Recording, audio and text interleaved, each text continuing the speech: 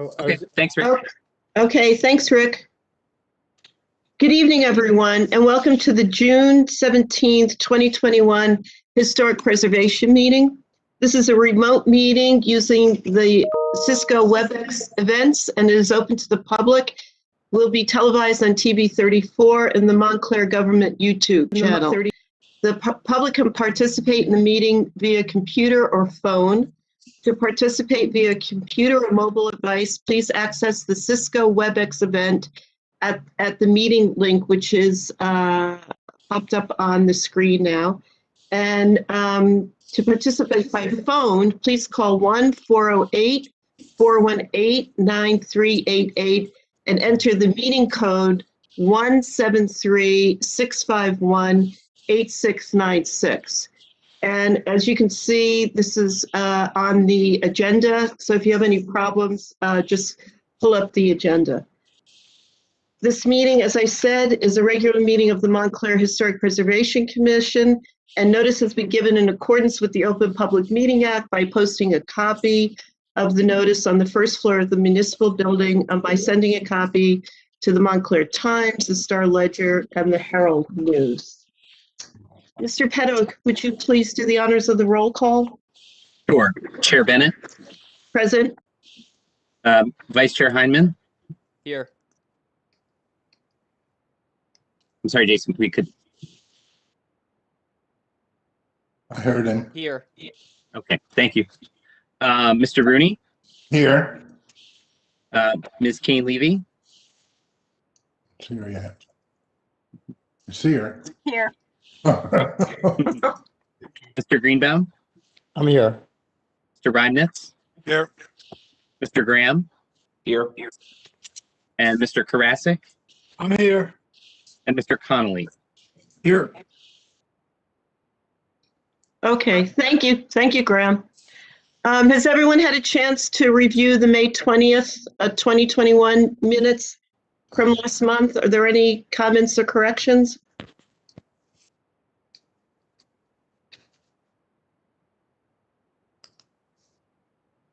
I have none. Graham, there was one typo that there were two thes, and I can't see where where it was. Right there. Right there. Okay, yeah. All right, if everyone's had a chance to review and read the minutes, and if there are no corrections or modifications, may I have a vote to accept the minutes? Motion to accept. Second. Okay, all in favor? Aye. Aye. Okay, great. Abstain. Okay, before we begin the meeting, I just would like to take notice of two changes on the agenda. The first one is under old business, the application 2021-13 from 11 South Fullerton Avenue, which the applicant had asked to be presented tonight, will not be presented. We haven't received a new application. And also under new business C, the presentation by E2 Project Management on the state area survey will not take place tonight. We will reschedule that for next month. Thank you, Graham, which appeared July 29th. Okay. So if anyone here from the public wants to respond to these two applications, or this application and also the survey, please know that we will not be hearing them and we will not be discussing them tonight, but be on target for July 29th. Okay, so we will go into committee reports. I think, Madam Chair, just before we do that, is open public comment from any members of the public. Oh, I'm sorry. Yes. Go ahead.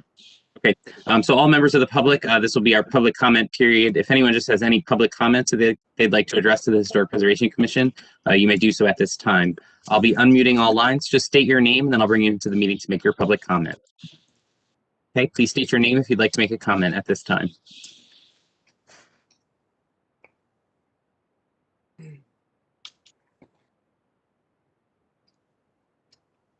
Again, this is the opportunity to make any public comments that you may have to the Historic Preservation Commission. Please just state your name if you'd like to make any comments at this time.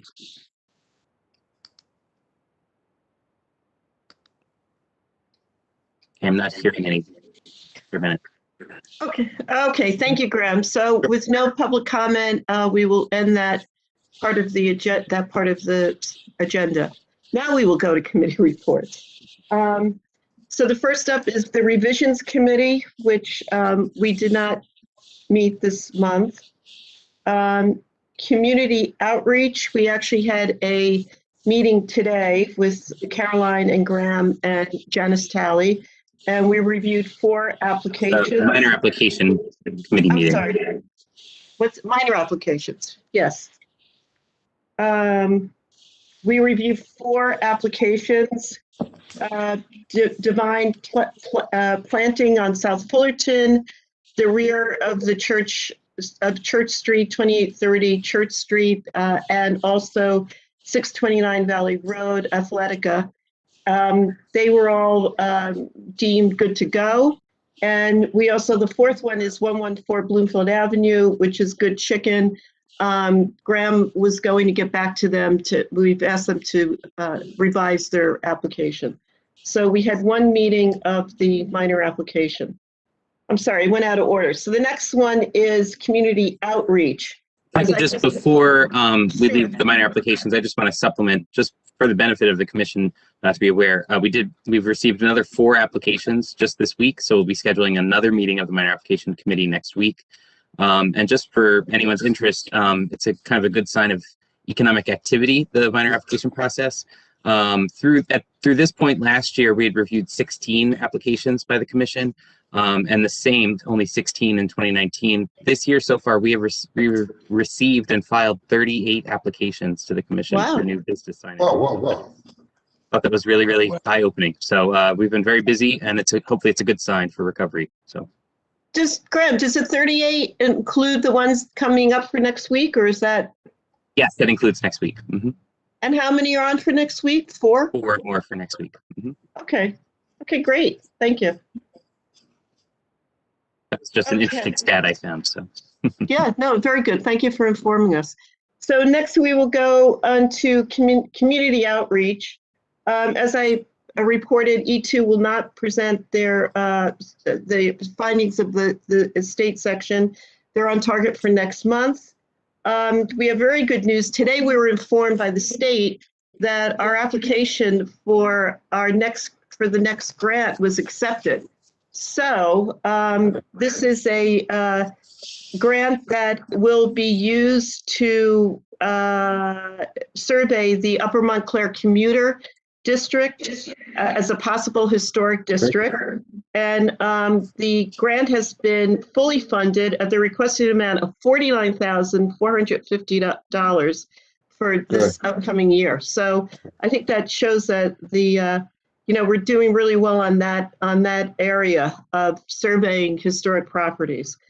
And Graham, do you have anything else to add to that? When will the RFP go out for this? There's a pretty lengthy process. Just to remind the commission members, this is funding from the State Historic Preservation Office to eligible certified local government communities, of which Montclair is one of only 46, I believe, in the state.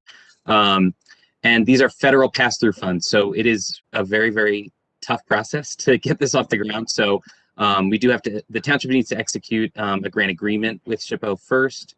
Then we'll have to go through the RFP development process and a kickoff meeting with SHPO. So there are a couple of steps for us to get through. So will be some time, I would anticipate, before we can really get to the street with the RFP. SHPO does need to review and approve the RFP before it can go out as well. So there will be some time. But I did just want to note that this is our fifth straight grant award through this program. So we've had a really great track record. So thanks to the commission members, for really helping us through this process and making sure that we, seek these funds and move forward. And I really just need to give credit to both this body and to the planning board for having a great historic preservation plan element on which we've, justified all of these applications. And I think that has really provided us strong footing as we submit these applications to the state. And kudos to you, Graham, for being able, for all the work that you've done on this. So thank you very much. Sure. Thank you, Graham. Thanks. And Graham, the next one, the update of the historic design guidelines. Can you get us up to date on that? Yes, so we're moving through the process on that. I do just need to update one kind of technical item. We've received 3 proposals in response so far. But again, there's a lot of technicalities to this. As I said, this is a federal grant process. So the RFP that the township had posted was only on the street for 20 days, and federal requirements require a total of 30 days of publication. So we do need to go back and do a brief 20-day repost period. That will start on June 23rd. It's scheduled for resolution at the council next week. So we anticipate, starting to get those in on, narrowing down and making a final selection in the next couple of weeks. I've gotten the clear from SHPO to at least start coordinating with our selected consultant prior to the execution of the contract, just so we can get the materials in hand and have them get started on the work. Go ahead, Mr. Chair. This is a little bit more of a streamlined grant application and award than a survey. This is, as I've mentioned before, this is just an update to our historic design guidelines for residential standards. When we went through the nomination process, we found there were some questions and it wasn't very clear as far as residential design standards. So this will be an exercise by the consultant to review our design standards for residential properties and update those. And then the second component of that is to create a pamphlet, kind of a trifold pamphlet that we will place at local hardware stores. And that's basically a summary of sensitive treatment to historic properties in the township. So as somebody shopping for their home improvement supplies, they can pull and, see, okay, this is what I should be doing with my historic property. So we anticipate allowing the consultant to do a lot of work independently. There's not going to be as much collaboration as in a survey or, community engagement on that. But we will, continue to have the consultant meet with the review committee and provide interim status reports as we move quickly to conclude that project. So it'll be a quick one, but we're going to get it together. Yes, thank you, Graham. And just to be clear, I think we also need to review the standards for the commercial districts as well. I mean, there are a couple of things in there, so it's not solely for input of residential. But just the RFP is just for residential. So that means that we can't amend any of what's already there for the commercial? Well, so the approval from SHPO was for just the residential design standards. That's what was in the RFP that was. Okay. So, all right. So that's what the funding is for. Perhaps the next round we can seek to, do some more on the commercial side of things. All right. Well, we'll get more into detail with that with the committee. Okay. Thank you. And are there any other committees, any other business for committees? No? No. Okay. So moving on, old business, as I mentioned, the Palazzo Bistro, we will not be hearing that tonight. We'll be moving now into new business. And new business is the trumpets, plans for the new trumpets. Oh, no. No, the first application on the schedule tonight is 6 I'm Gates sorry, Avenue. it's Gates Avenue. Gates Avenue. Sorry, this is the storage facility. I have it in my hand. Okay, so this is application 2743 at 6 Gates Avenue, JV LLC, 6 Gates Avenue. This is an application dealing with a existing building that is located in the Town Center Historic District, which is, of course, one of our local landmark historic districts. The building on the lot is identified in the 2003 nomination report for the district as a contributing structure built around 1903 with a later addition in 1926. The nomination report describes the town center as the historic center of the township of Montclair. The availability of transportation, first with the turnpike at the beginning of the 19th century, and later with the railroad trolley and automobile, has enabled the area to retain its commercial identity. The change in variety of building pattern and architecture has created an eclectic downtown. Significance of the area relates to its continued survival as an important commercial center and to the variety and quality of its architecture. And should be noted that the subject property is also in the C1 Central Business Zone. And while the former use of the building as a storage facility is prohibited in the C1 zone, the proposed retail and office space is permitted. The HPC will provide comments to the planning board for this site plan approval, and it should also be noted that they're requesting 3 variances. So I hope everyone's had an opportunity to read the planning report. The applicant proposes to renovate the first floor to create new retail or restaurant space with new office space on the upper floors. There's a couple of things that they are planning to do. So we have the architect on board now, Graham, and maybe Yes, you we can. have Mr. Chris Murphy, the attorney representing the applicant, and Chris Manos, the architect for the project as well. So, Mr. Murphy, I don't know if you want to start.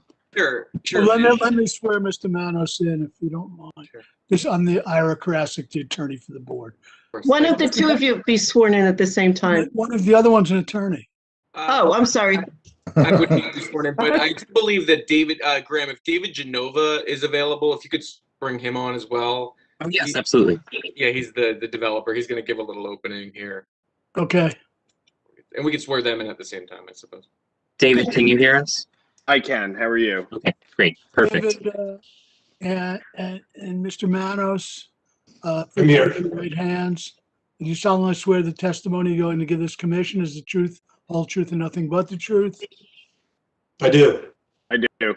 Okay, could you just, each of you, identify yourselves and what your relationship is to the project? Sure. Christopher Manos, I'm an architect with Architectura based out of Fort Lee. I've presented in front of this board most recently with the conversion of the Bank of New Jersey building at Your credentials are fine, Avenue. Mr. Manos. Excuse me? Your credentials are fine. You don't. Oh, okay. I'm the designer of the building. Okay, thanks. And Mr. Genova.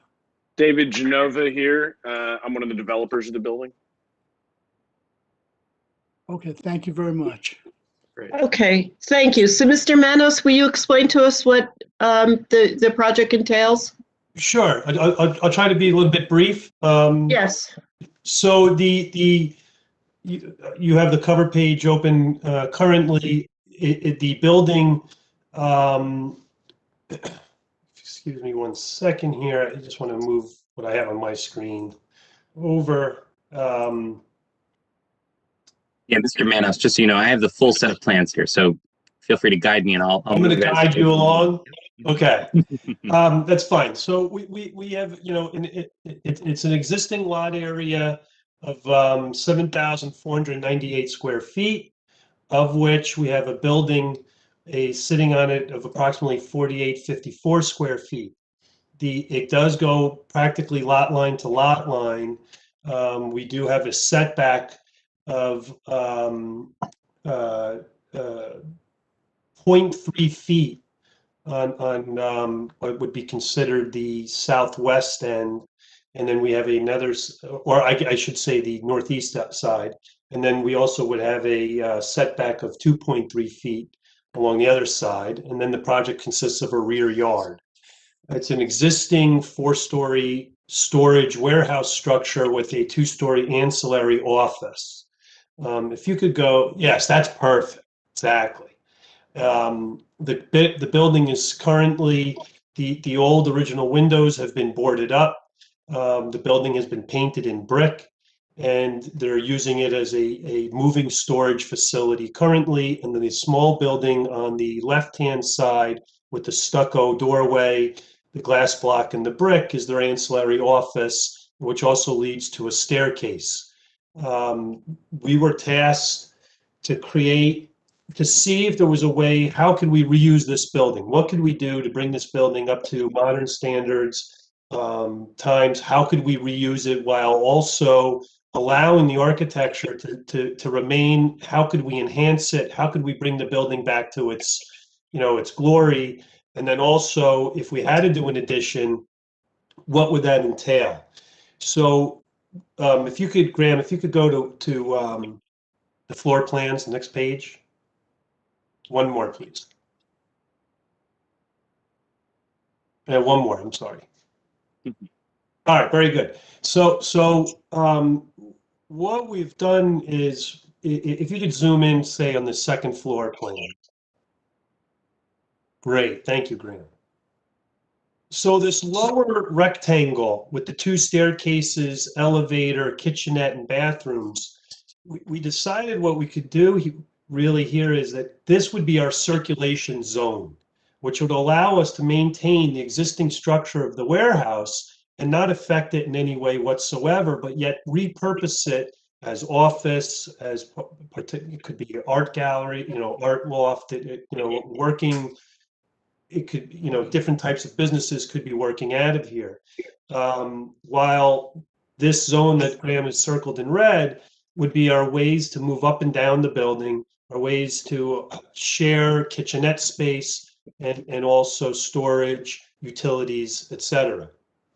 On the exterior, and then if you could go zoom out and go to the ground floor. These layouts of the interior, what we've done on the ground floor here is we've created a large scale open space that would then support a retail tenant, potentially a restaurant tenant, with a backyard space that is meant for the upstairs. It's really not, at this time, it's not really meant for any, we don't know the future, but we do know that the 3 floors has a lot of potential office tenancy. We would like them to have a space with COVID to be able to go outside, get fresh air, have a break. And exactly. And in that zone, then we have it landscaped with grass, we have plantings, we have landscaping, we have permeable pavers. We also are going to create a fence there, as we are against a parking lot, and the parking lot isn't the most attractive. So we feel that, we're trying to make a little oasis within our own property. Can you go to the exterior elevations next? But hang on. Right, perfect. So with the exterior design, with the addition, one of the difficulties of this project is that the building is quite beautiful. And to try to create an addition that you have a choice as an architect where you try to either fit within the architecture or you make something a little bit different that we feel then also enhances the existing architecture. That's the route that we decided to go. What we have here is what the idea is, we're going to be peeling off all the old paint. We're bringing the brick back to its original color. We are working with a window company that is going to provide us with the archtop windows in a black color with a simulated divided light. So all of the original windows are going to be placed back without us having to redo any of the beautiful curved roll locks, the brick, etc. And then on our addition, we've created a little bit of a modern flair.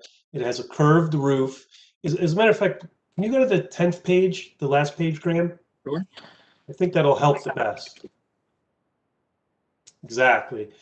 Because one of the key points is the gray addition in the front here to on the left-hand side, that is already there. That is the existing staircase that we are keeping. So our modern addition is actually set back about 15 feet 6 inches from the front facade. So what that allows us to do is, but by keeping with this kind of charcoal gray sort of color, this darker gray, it allows the natural brick color to really pop so that your eye is going to focus on the beautiful facade. We are using a ATAS metal diamond plate product that does come in multiple colors, and we're proposing to skin our addition with an alternative material of going with a metal material as opposed to a brick material, and having that color start kind of with that gray and cascading down to a lighter color. We're also planning to, if you notice on the ground floor doors where the stucco is, that's not very attractive right now, we're going to bring those panels down so that we are actually kind of, we're bringing that addition down to the floor. Also, on the front door, if you can, let's see, I think the better, well, you know what, yes, there you go. That's fine, Graham, we can go there. On the large existing loading bay door, we have two options that we're working through. One would either be a glass garage style door. Another one would be this in this lower right corner here, or left corner, I should say. You have a glass and steel system with a single occupant door. Exactly. This would then replace that old, the metal loading bay door, which will allow a lot of beautiful light and air and enhance the entrance area. If you can zoom out, the metal panel is in the upper right corner. And these have been dropped off at the office in Montclair, if anybody needs to see them. You can see them installed. If you can zoom down a little bit, Graham. Correct. And if you can zoom out, the upper left corner has they're a fiberglass window product. We are, like I mentioned earlier, each window as you go up on the building, the windows on the ground floor are at about 5 foot high. When you get to the second floor, they're about 4'6", 4 foot, 3'6". We are actually having every window made to fit in those openings to really, again, not disturb the brick, not disturb the existing building. And then also within the curved roof, since we do have people inside, what we've done is we've created a cowl wall system that you see above here. It's almost like a plexiglass skylight type system, which will allow natural light to filter through. Can you go to page 8? Correct. Can you zoom in on my section? So when people are in the building, to try to create a little bit of, a little bit of interaction between different offices, what we've done is we've created some open concept areas where the light can come down and people can look down. They can share the proposed lounge.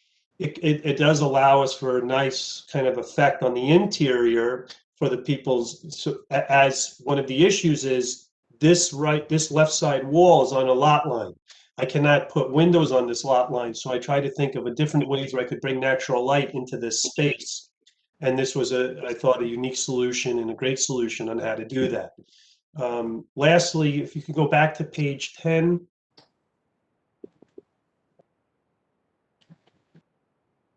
The bottom photo, number 3. To me, this is a very important facade. This is as you're coming in to enter into Montclair, and you're on Bloomfield Avenue, you're going to see this entire facade as you come in. And now what we've done is we have a series of columns that are coming off in an angle. We have the curved metal roof coming down. We have our beautiful metal panels that are cascading. It's going to give us a fantastic opportunity to really enhance that entire facade as opposed to what you're looking at today. If you can zoom out a little bit. Which is correct. Not the greatest image. We are going to be removing that fire escape. I am extending this on this 2-story addition. We are putting in the second means of egress, which will be in the fire-rated cinder block staircase for safety. So what we're really trying to do here is, again, enhance the existing building, enhance it also by the addition and the architecture, and try to bring back the original structure to its glory. I think that overall should sum up. Thank you, Mr. Manos. May I just one point of clarification? In the very beginning, you spoke about original windows. Just to be clear, are you using the original windows or are you? The windows have been removed. These are new windows. We're using the original openings. Okay. I just wanted to be. Not doing any masonry work. If you look, it has the original arch top openings. It has the original sills. We are fitting windows to meet this. And as you can see in this picture, what I was talking about earlier, where you have a lower window, a tall window on the first floor, then it gets a little smaller, then a little smaller. So we are leaving this, and we are, providing a new product that simulates an old product, but it's going to look great for the next 30 years, 40 years without having to do anything. Okay, thank you. Thank you for your testimony. I guess now we'll open it up for questions from the commissioners. Mr. Hyman, do you have any questions?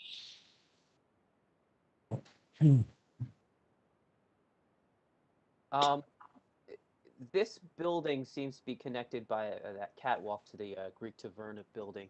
How are you going to manage the addition and I guess any connections with that?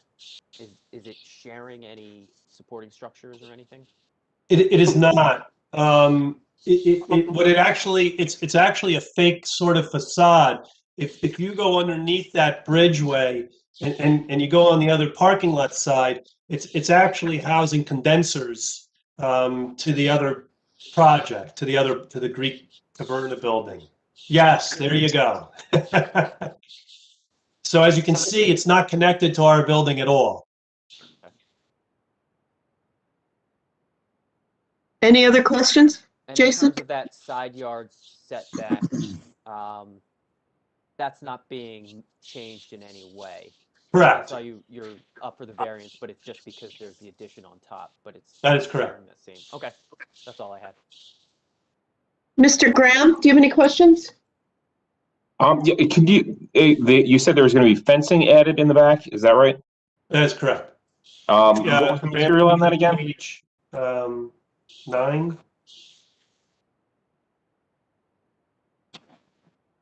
Lower right corner.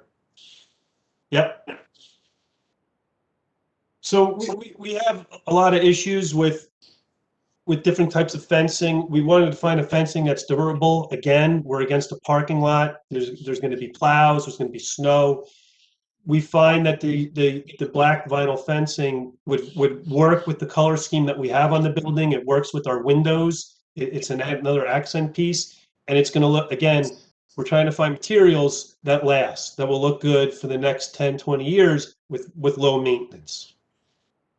Understood. I mean, look, I'm a new member to the board, but I know the vinyl fencing is, generally discouraged. I wanted to know if there were other, potential materials explored or thought about for that. Not at the moment with my clients. Okay. That's all I have at the moment. Thank you. Mr. Rooney?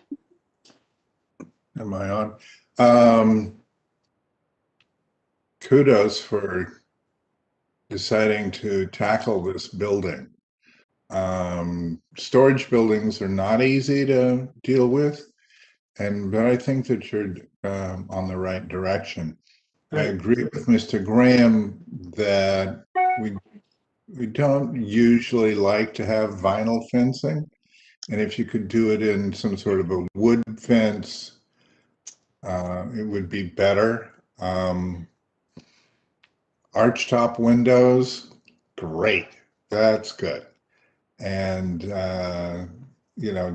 adding on to the building, I don't know if you could, your elevation, new elevations kind of mimics of what's going on. Maybe is it the same rhythm as the existing windows on the north elevation?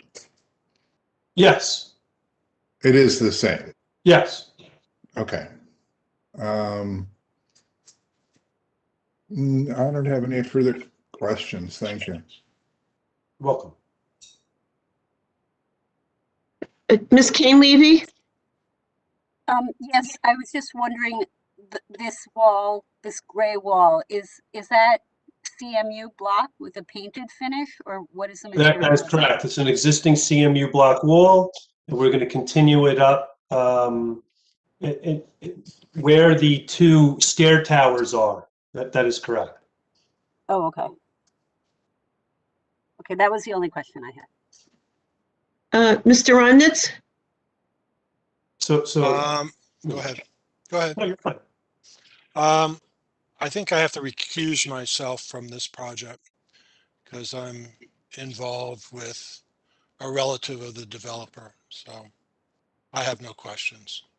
Unless I can ask questions and not vote, or Yeah. that's a question for Ira. That's a question for Ira.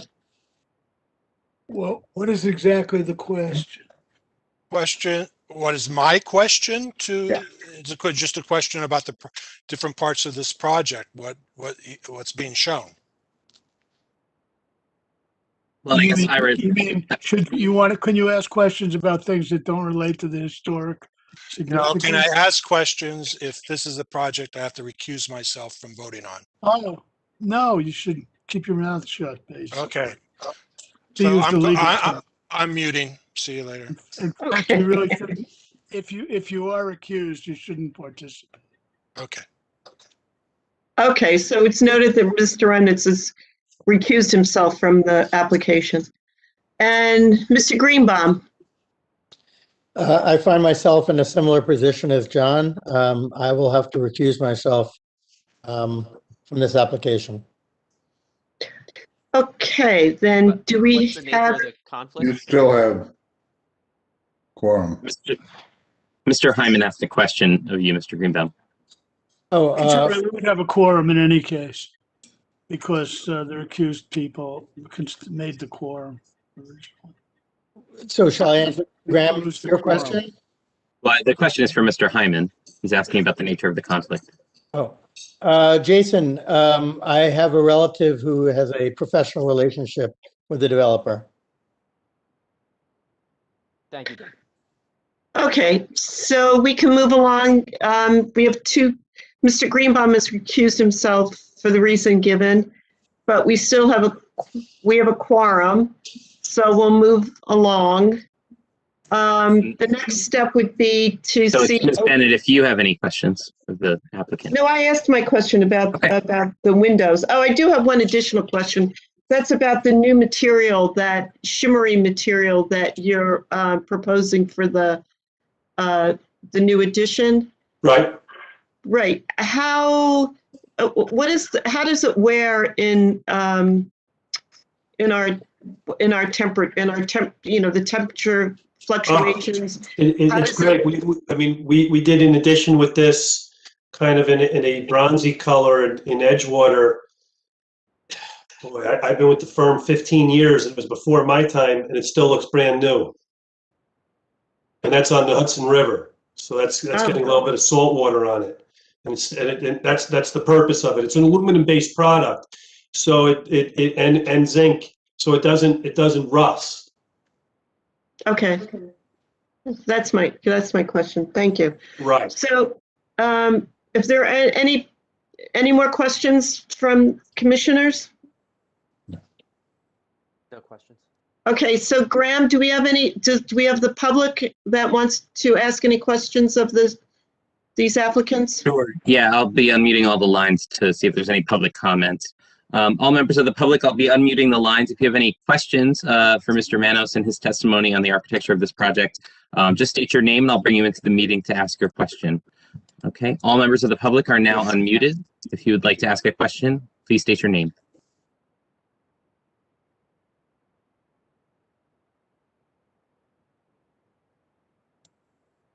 Again, the commission is now accepting questions of the architecture testimony on this application for 6 Gates Avenue. Please state your name if you'd like to ask a question.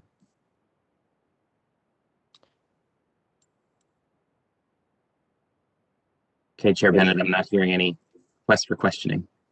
Okay, so that portion of the testimony will be closed, or the hearing will be closed. So why don't we move along to Mr. Conley's report?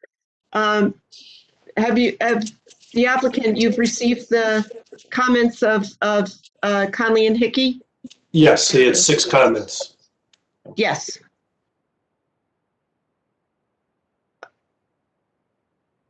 Okay. So Tom, can you go through those and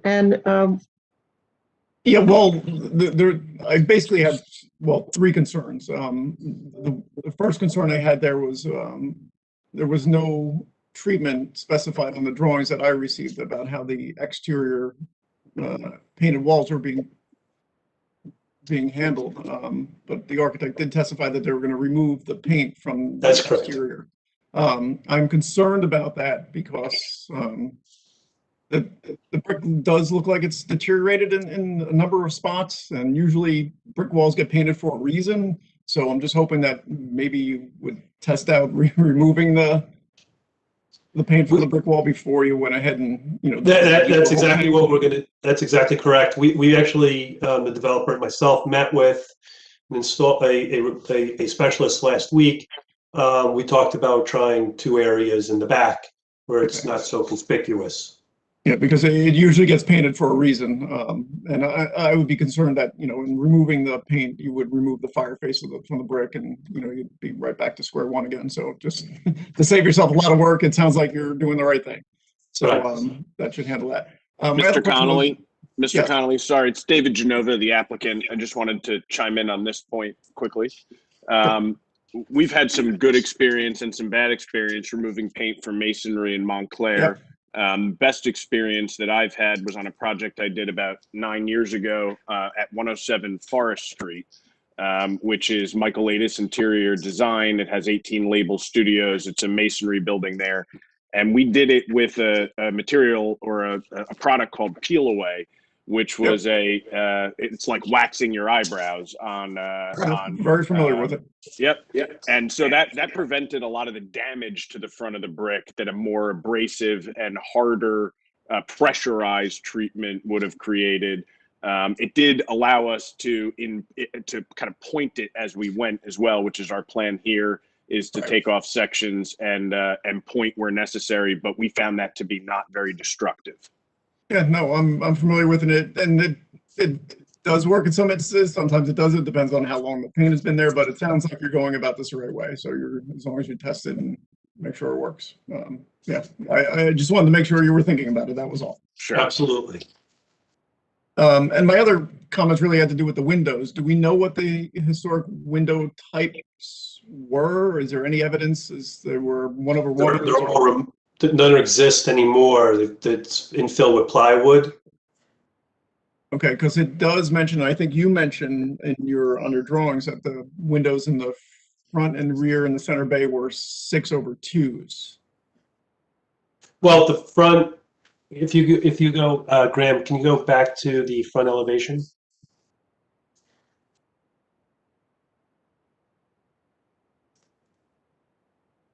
So those paired windows on the front elevation, it states in the survey form that they were originally 6 lights over 2.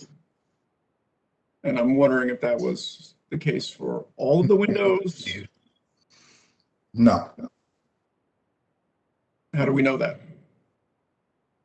What survey form?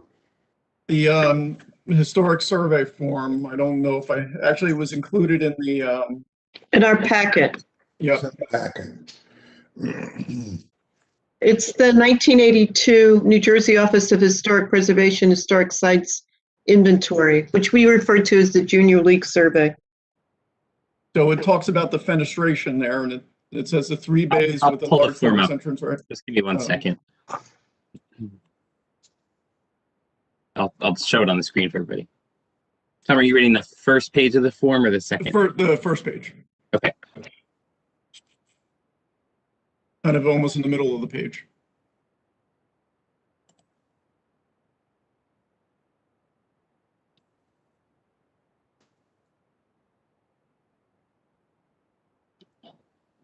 Okay. So under fenestration, it talks about 6/2 double hung windows.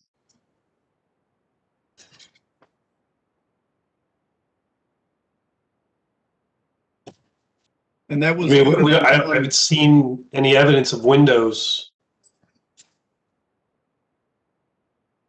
When was this report written?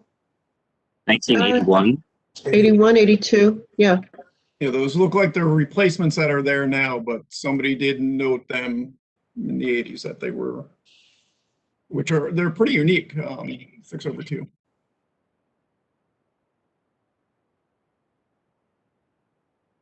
I mean, we're providing mechanical air, so we're not providing operable windows. That's These are all gonna okay. be- They could be fixed, but just the window type.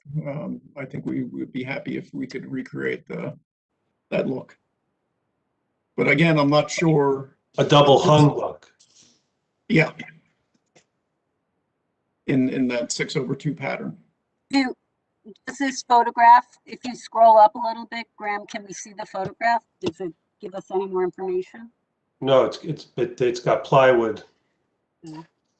Well, no, the survey form that we're looking at only talks about the windows that are in the paired windows in the center bay, which still look like they're there in this photograph, but it's hard to tell. Yeah, it's very difficult to tell. Yeah, it's difficult to tell. I mean, this photograph, obviously, this looks like it may be more the original windows. Obviously, the windows that are there existing today are vinyl replacements on the facade. Again, they just. But in looking at this photo as well, it has a square top and then an infilled arch. I'd rather stick with the type of window design that we have and provide the arch top. Yes. Yeah. Well, Graham, could you go back to the plan that shows the window that they're proposing? Hang on one second.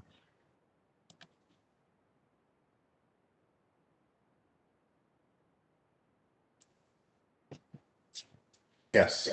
Okay. Well, I think it might be useful, Graham. I don't know if there's any research that could be done that might actually have a picture of when was the building built? In 1903. An early 20th century photograph of the building. Would there be any source that we might be able to investigate at the library? We did do our investigation to assist the applicant. We talked about this a little bit. And unfortunately, the historic image database at the library did not yield any additional photographs of this building. And if you go to the last page, Graham, I think the rendering helps show it a little bit more in context. Guys, this is David Genova again, the applicant. Choosing windows for any project is a challenge. Choosing windows for this project was more of a challenge than most of the ones we've encountered because of all these varying sizes, which was really unique and something that we looked at specifically when we bought the building. It's what's it called? An optical illusion. It's meant to create, I think, height in the building and meant to make the building feel taller. Then adding on to that the curvature of the windows and the sheer quantity of them, this was a focal point of our design and a focal point of our approach. 6/2, I had to Google it while you were talking about it to even understand what I think that looked like, and I can't even find any images that suggest that it's like a standard window at all. It would be a real challenge for us to create any more custom nature to these windows than have already kind of been proposed by adding this curvature.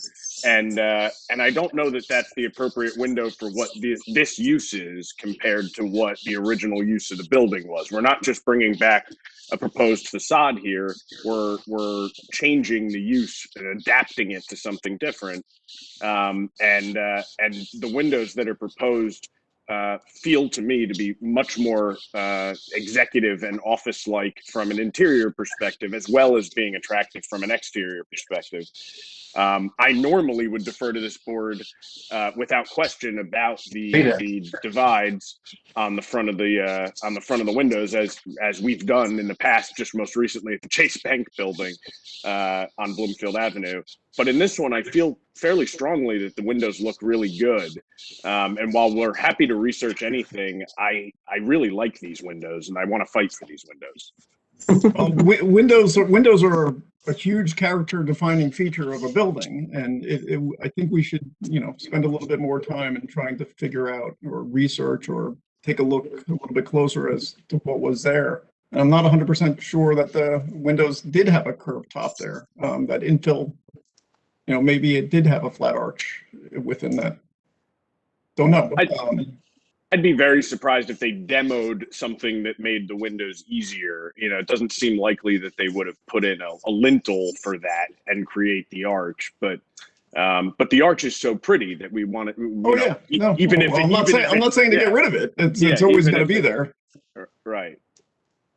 So may I ask a question of Tom? In your opinion, the windows as they're presented, do they have a historic feel to them? With this type of building in 1903, this commercial brick building have these type of windows? Yeah, double hungs. Either they would have been almost kind of like what they're proposing, but they would have been operable of some sort, either an awner or a hopper, or a double hung. The color seems appropriate for this building type. But it was stated on the architect's drawings, I think on the cover page, that there were 6/2s, and in the survey form it mentions that. But again, they only talk about the center bay, and it would be great if we could just do the center bay in the front and the rear, because we know that by the survey form. But the window, just putting windows in the close-up openings, any window makes the building look a hell of a lot better than it does now. But yeah, I think we should just spend a little bit more time and see what we can figure out. Tom, I have a question about, would they have placed glass block in that ancillary building? That was probably replacement as well. Right, okay. Mr. Connolly, if I could just ask, I know because you and I had a conversation regarding this topic a little bit, is the survey form noted that there is a similar building that was designed by the same architect, they believe, over on Montclair Avenue, the small warehouse behind the property at 16 Montclair Avenue. There is a survey form for that building, and that building also has a historic photo in that. I'm going to show that on the screen now. That may assist us a little bit. It's sideways, I apologize, in the 1981 survey form. It's very funny. I'm seeing everyone turn their heads to the. I have the actual thing here, so I got my head. Yeah, so you could turn it. So, but yeah, it does appear there's. Those look I don't know. Two over I just wanted to twos share that because I know that was a point of reference. So. Yeah, those look like 2/2s, and it looks like the arch was filled in with a regular window there.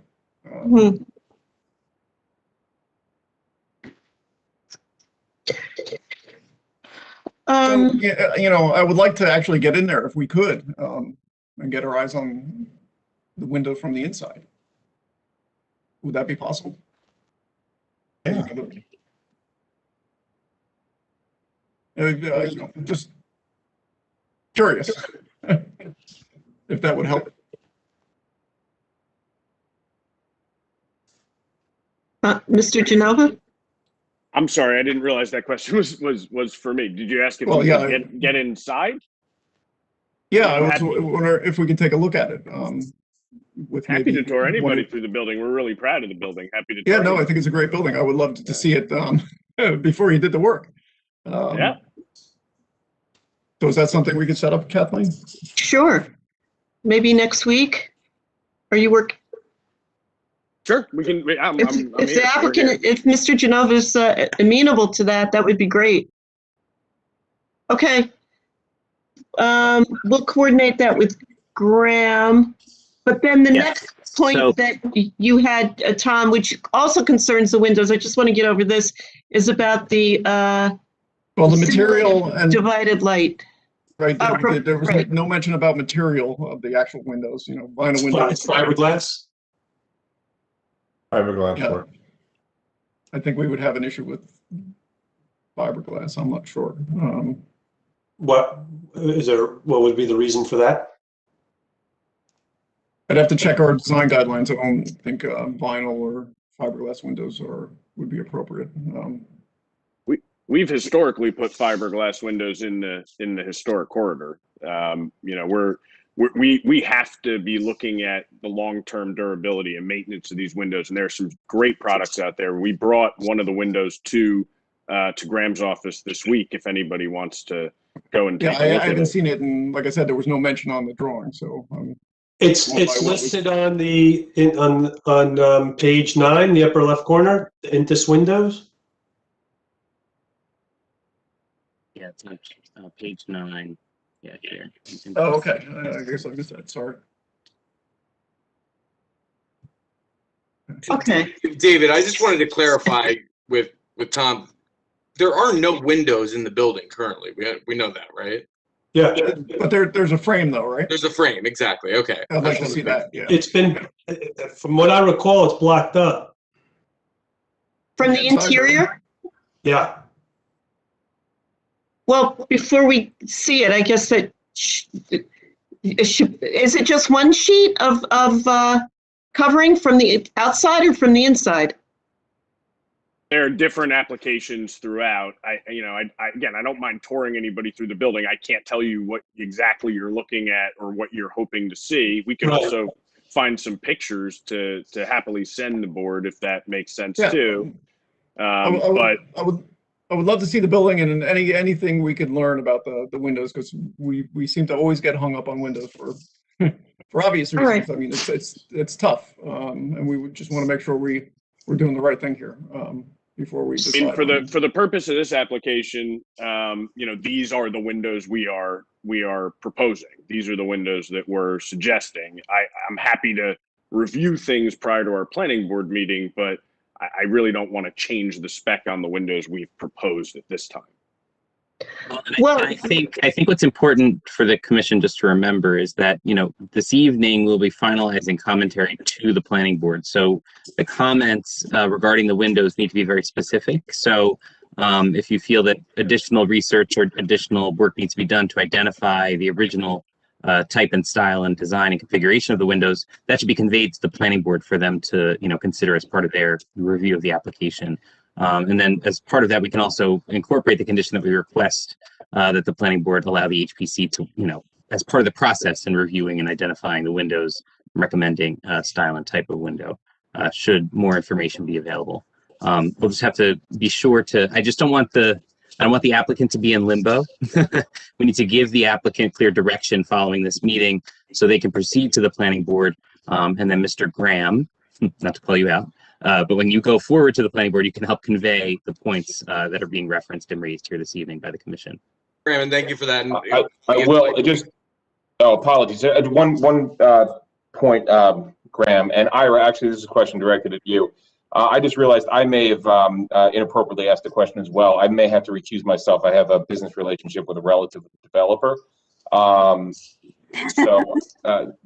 That's everybody on You the know, committee. let me- So that I we know. don't have a quorum, then we Let can't me know, even the comment. quorum's not the problem. The problem is that I wish that people. Quorum had is 4, evaluated first for these. reference. So we still have 4 eligible members: Caroline, Kathleen, Jason, but- and Steve.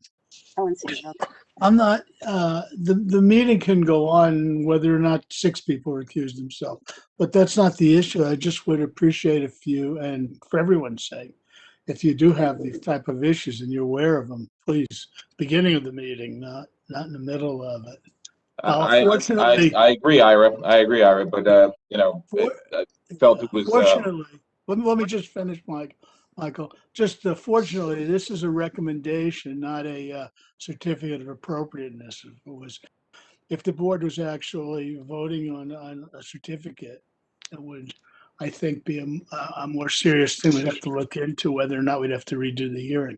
But since this is only a recommendation and a referral situation, I don't think there's a legal problem continuing, but I do think that anybody who does feel that they can't continue, please don't. Yes, no, I'll be more vigilant in the future. It occurred to me after my colleagues had mentioned it as well, that I probably suffer from the same conflict that they do. Okay. Let me say, there's an attorney here for the applicant. Do you agree with me that there's not a problem continuing? I do agree that there is not a problem continuing. We can move forward. Thank you. Thank you, Council.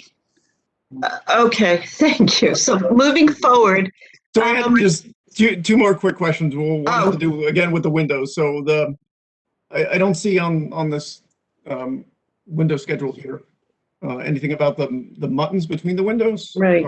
Or do we have? They're simulated. They're in between Okay. the panes of glass. Okay, great. Wait, My other and comment- also on the outside as well, or? On the outside, Okay. yes. Just a, No, just it provides the look, but allows us to clean the glass. oh, okay. Um, And they're And not, then they don't appear like double hung. I understand they're fixed, but they don't have Correct. matching plane. There's no middle bar, for lack of a better term, middle sash. and my other comment had to do again with the vinyl fencing that you're proposing. That's Right. by the design guidelines is usually discouraged. Okay.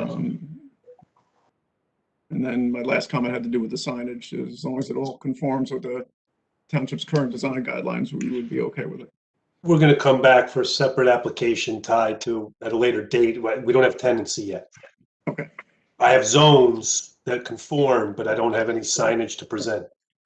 Okay. Okay, to get back to the windows, when we come to visit, we'll be able to look at the example of the window that you're proposing, if it's at the planning office? Yes, I dropped off a sample of the window. Okay, It's a cutaway section. great. Yep. I think you'll be very happy. It's got a fantastic thermal performance, much better than aluminum. Again, it doesn't shrink, it doesn't expand. It's a great performing product. Okay, great. Thank you. Is there Tom, those are all your comments and they've all been addressed, correct? Yes.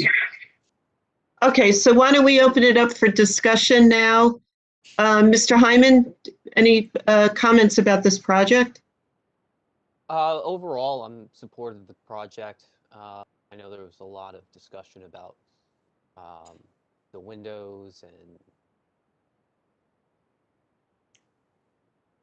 consistency with the originals, which we don't have clear evidence of. The current design doesn't offend me. If the applicant is willing to modify that to simulate the sash, that would be preferable.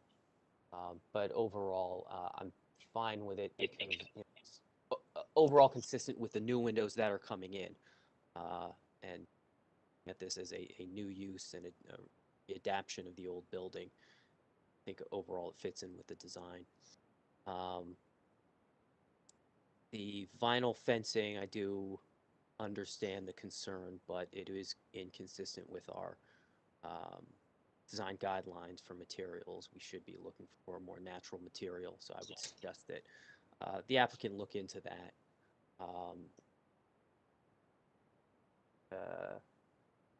Overall, those are my two main concerns. I am in favor. I support this application.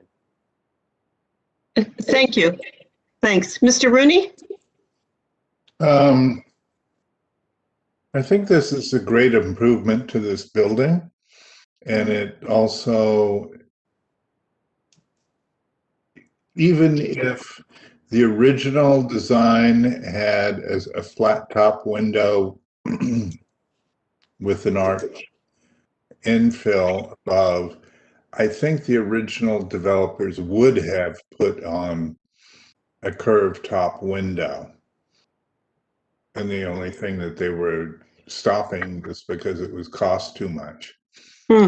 My concern is with the new siding on the existing or on the addition that they're gonna put in, and also in the front with the sort of fish scale look.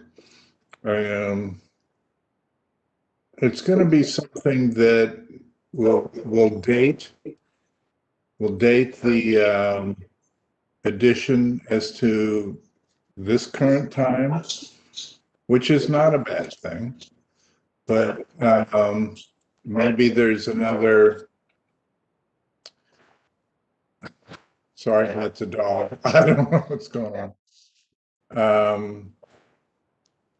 If you could find another siding that would be more appropriate, that would be good. But I'm also okay with this because it places it in time. I don't think we'll see this in 20 years, but otherwise, I think that, you're breathing new life into this building, and I think it's going to be a good thing. That's it. Thank you. Ms. Kane-Levy? Okay, thank you. Yeah, I think it absolutely will bring new life to the building. I think, the design is playful and interesting, and it keeps the historic building, the plane of the historic building is primary. It's great to remove the paint.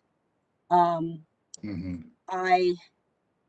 terms of the windows, I am okay with the arch head and the configuration you've selected. I've also had experience with fiberglass windows, and I think they're a decent product.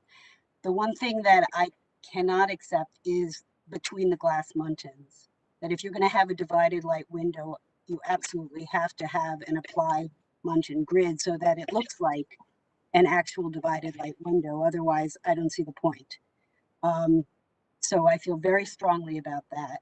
I would also like to see it as a double hung window. So whether it's a fixed window, but as long as it has a meeting rail and, it's a fixed double hung window, that would be something that would be acceptable. But this isn't recalling the double hung operation. In terms of the vinyl fence, I think it's going to be set so far back from the street that you're not going to be able to tell what the material is. I assume that you'll probably someone will plant in front of it, screen it from the street even further. So I think even though it doesn't jive with our guidelines, it won't be an intrusion in the streetscape.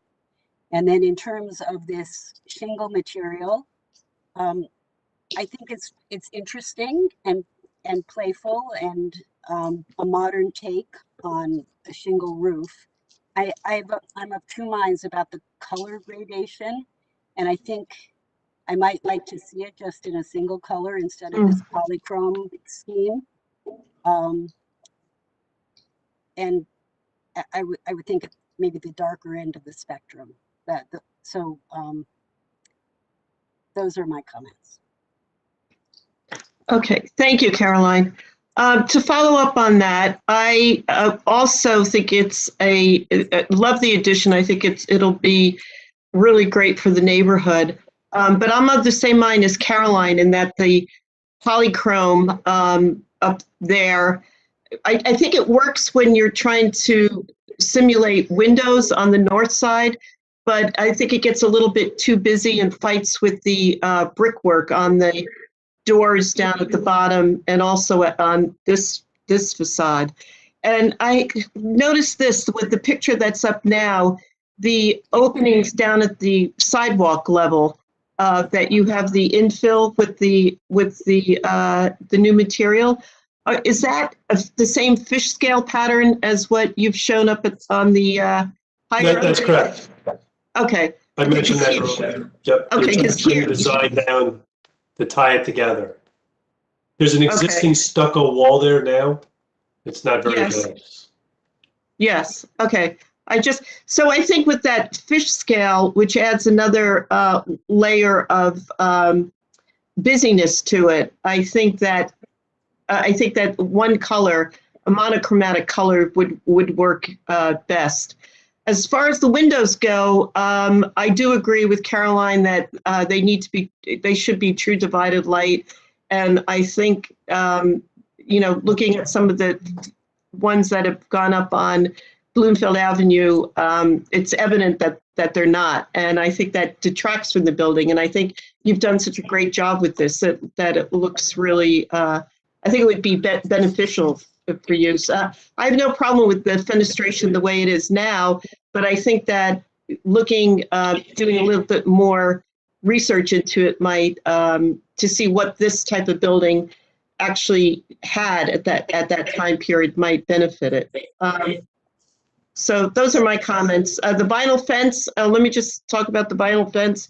I think that our design guidelines are clear in that it should be a natural material. And I think that the vinyl fence will be visible from Bloomfield Avenue. So the whole fencing will be. Can you go back to that picture, Graham, of the north facade, please? Oh, so down there. Yes, it will just be this small section that's visible. And this is actually across a privately owned parking lot, so the long-term visibility of this, we don't know. Oh, Yeah, we talk about fencing a lot. It comes up in a lot of application. I think we should just be consistent with our Right. decision making and follow the design guidelines. yeah, I agree with that. So, but all in all, I think that it will be a really handsome building, and glad that you tagged it on. I think it will look great. So if we can make a meeting date with coordinated through Graham, that we can meet at the site. So we need to, yeah, this is where we need to be very careful, because Right. we need to provide comments, and I don't want to necessarily have concurrent reviews happening outside the scope of what the planning board's going to have. And the applicant is not coming back here to discuss the findings and report back out. So I'm just a little hesitant about that meeting. I think it's fine. I think that the issue is going to be reporting those facts back out to the planning board and how that happens, because those facts are not going to return to this body to be presented to change any of our recommendations. So I think my thinking in this is that we do one kind of overarching comment regarding the windows, directing the planning board to request additional research be done on the historic configuration of the windows of the building, to better inform the design solution. And also as part of that direction, volunteer the Historic Preservation Commission services to assist in that review, should there be any research that's done in person, particularly on site. And then secondary to that, we need to provide comments directly related to the windows. So such as Caroline's comment regarding the divided light configuration of the window with the applied muntins. The commission supports the arched configuration at the top of the window. The window should have a sash at the middle to simulate the appearance of a double hung window. So those three comments, that would be in a second comment particular to this application and the responding to the windows here. And then the other two comments I have are that the applicant should use a single color for the metal treatment on the facade. And then the final comment is that the proposed fencing should be of a wood material consistent with the design guidelines. So that's my recommendation on how to couch all the comments together. I just have some concerns about doing some additional research work and with the applicant, and then how that gets reported out to the planning board. The applicant is heading to the planning board fairly soon.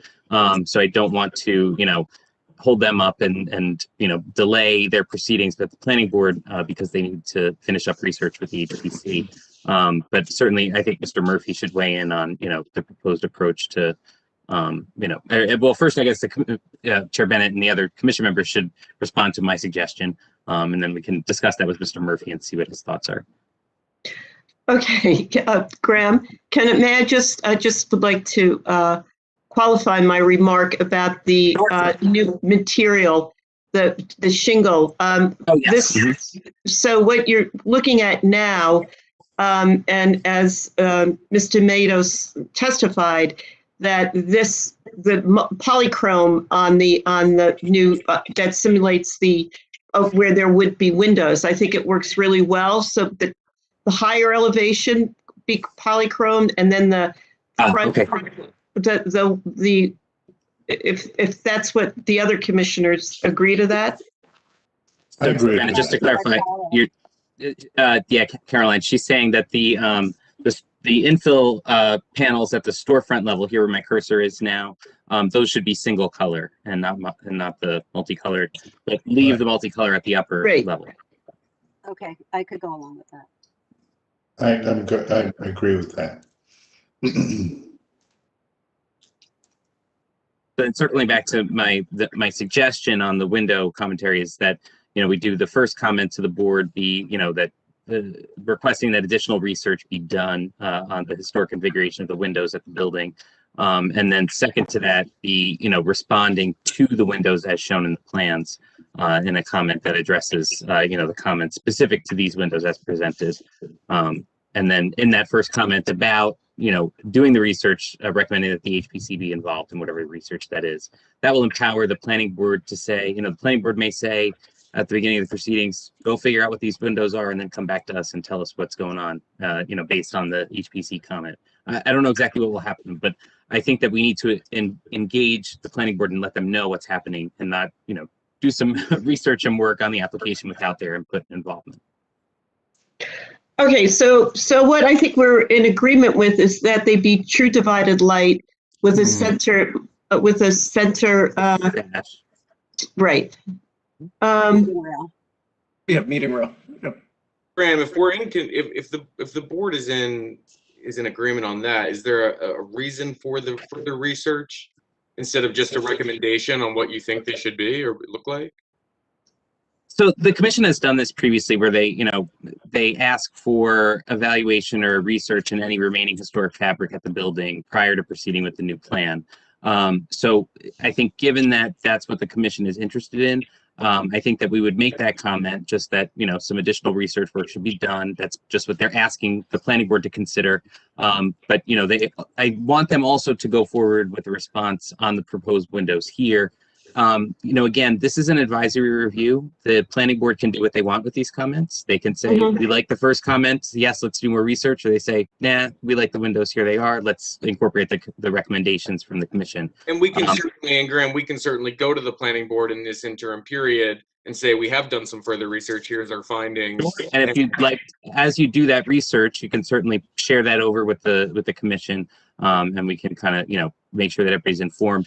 The commission, just to further advise, the commission will designate a member this evening to attend the planning board proceedings and to review their report and testify, as to what their findings are.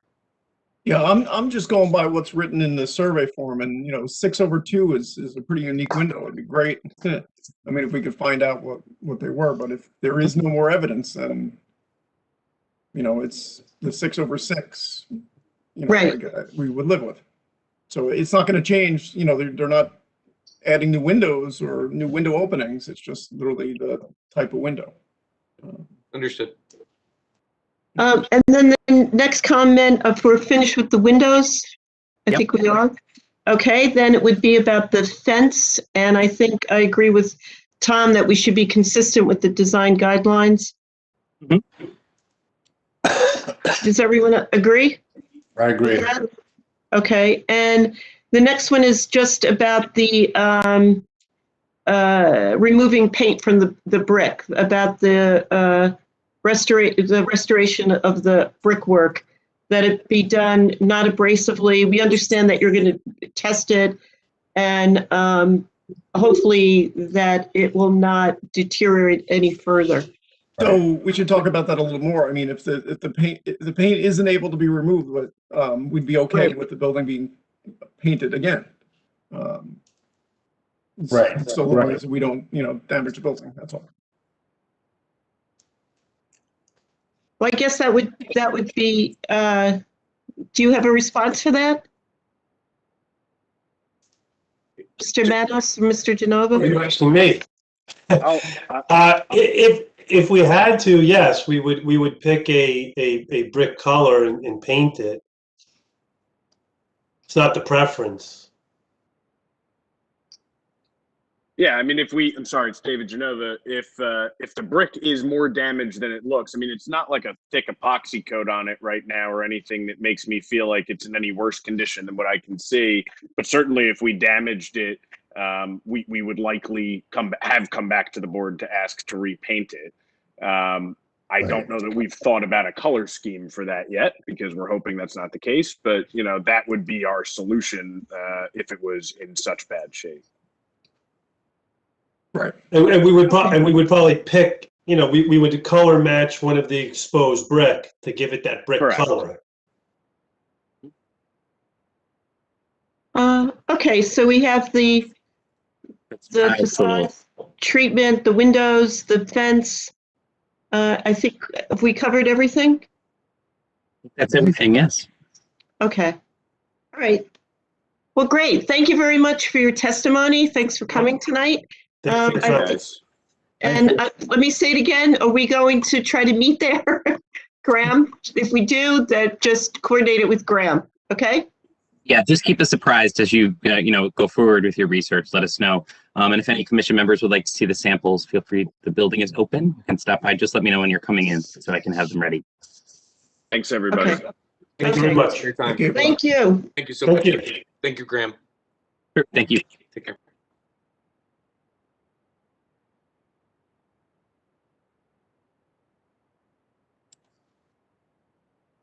Okay, next up on the agenda is application 2744. This is 6 Depot Square, LLC, Depot Square. This is a report that is for site plan removal. Again, it is with recommendations for the planning board. The subject property is located on the northwest corner of Walnut Street in Depot Square. It is a 3-story mixed-use building. It previously contained the Trumpets nightclub. There are apartments on the 2nd and 3rd floor of the building, and the building is adjacent to property to the west and south of the property across Walnut Street is the Montclair ambulance unit and mixed-use building. The subject property is in the C2 general business zone, which includes light manufacturing zone, and it is used for mixed use, and restaurants are permitted in this zone. As far as the historic content, this is in the proposed Walnut Street, and it is an area identified for, as we know, for further historic survey in the historic preservation element of the township master plan. So the element describes Walnut Street as built between 1880 and 1920. Area has unique identity, is known for development of the railroad and nearby commuting housing. This is a late 19th century commercial building with Italianate elements. The property was constructed around 1904. And in our packet, Graham has included the survey form from 1982, which shows a historic photo of the Walnut Street facade. Is there of just the Walnut Street facade, which is the sort of yellowish brick building, a yellowish brick facade. So first of all, before we begin, is there anybody on the commission that needs to recuse themselves from this application? I have a relationship with the architect, as that we were in the same AIA Newark and Suburban, and he was supposed to be president this year and recused himself from that. Oh, did you vote for him for president? Anyway, Steve, that's not unless you are uncomfortable and don't feel that you can address. No, I'm just saying that's my relationship. Matter. I know. I'm saying unless that relationship in itself does not qualify as a conflict, unless you feel uncomfortable and cannot evaluate the application in an objective and unbiased manner. If you feel that you can be objective and unbiased, then there's no reason for you to recuse yourself. Well, then I will stay here, and he will have my full wrath. okay. All right, thank you. Before we swear in the representatives of the applicant, I'd just like to continue a little bit about the project description. The applicant proposes to renovate the existing structure to create a new restaurant and a separate cafe, 2 new outdoor seating areas, new arcade along with associated parking, lighting, signage, and landscaping. So I am not going to read what they're proposing to do. We'll let the architect and the applicant describe it for themselves. So who do we have here speaking for this application? Good evening, Commissioners. My name is Brandon Warshofsky, architect at Brick Studios, and representing the project this evening. Well, is the applicant also here? Is anyone else from your team here? Do you know, Mr. Warshofsky? There should be a representative of the applicant. Andrew Kranich? Andrew Kranich should be able to be brought in, yes, as a representative of the applicant.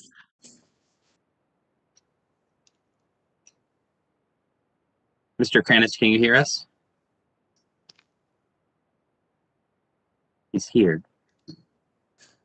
He just may need to get jolted. Right. Yes.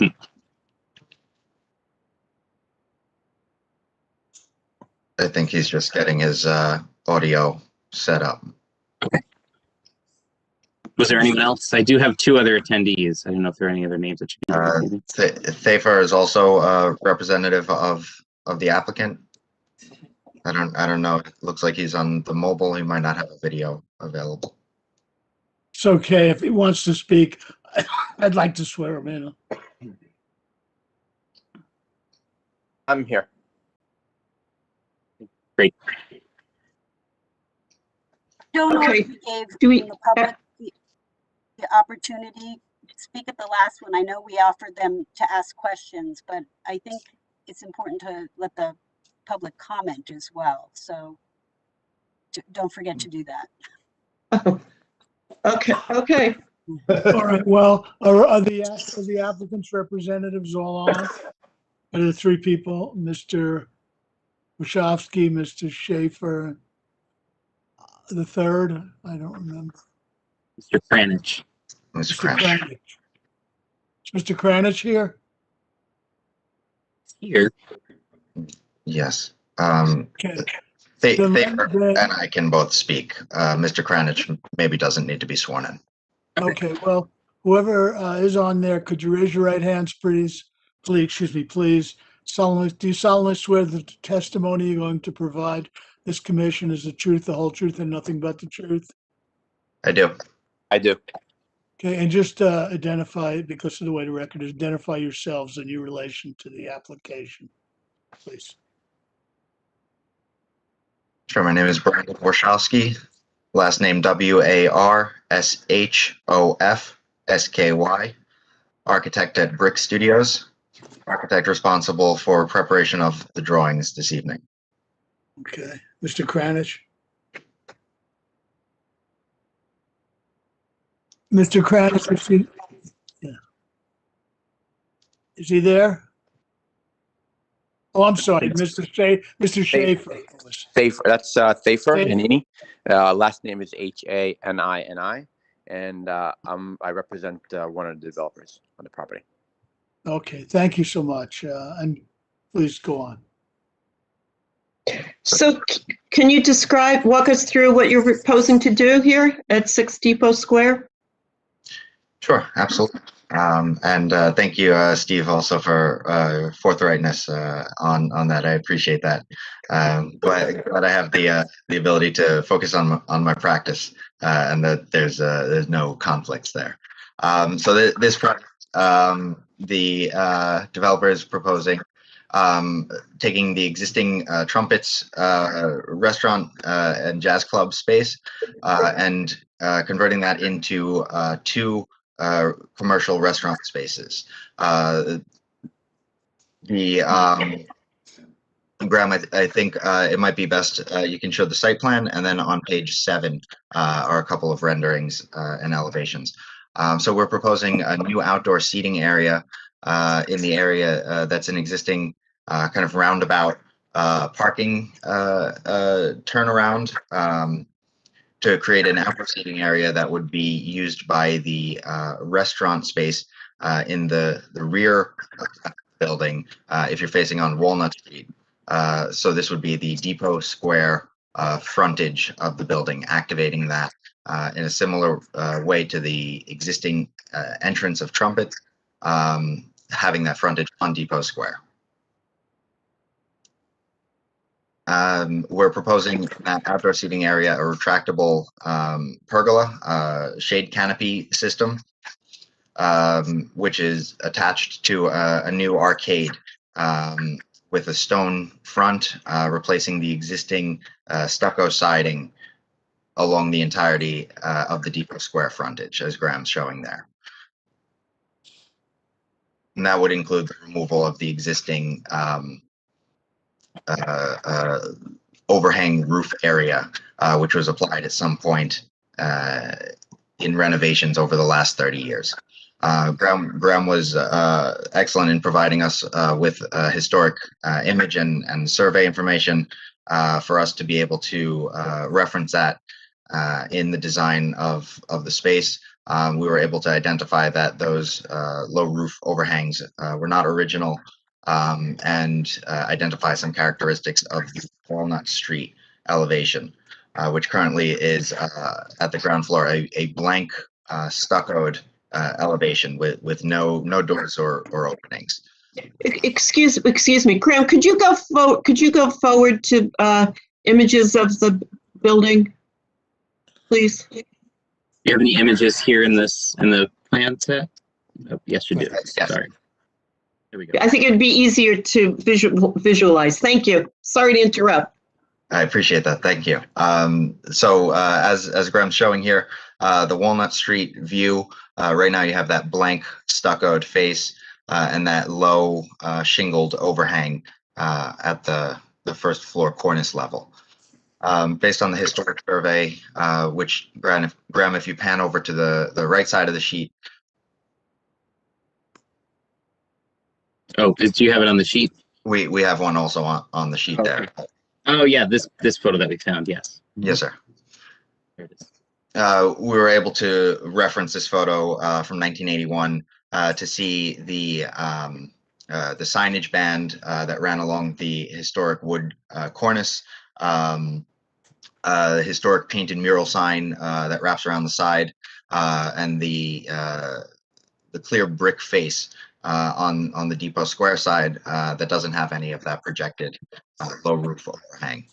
Down at the first floor, you see storefront windows on both sides of a central entrance door, and then on the right side of the building is the door to the residential apartments on the second and third floors, which leads into a staircase, which is still in that location today, but accessed through a door on the Depot Square side near the location of that phone booth and that mural.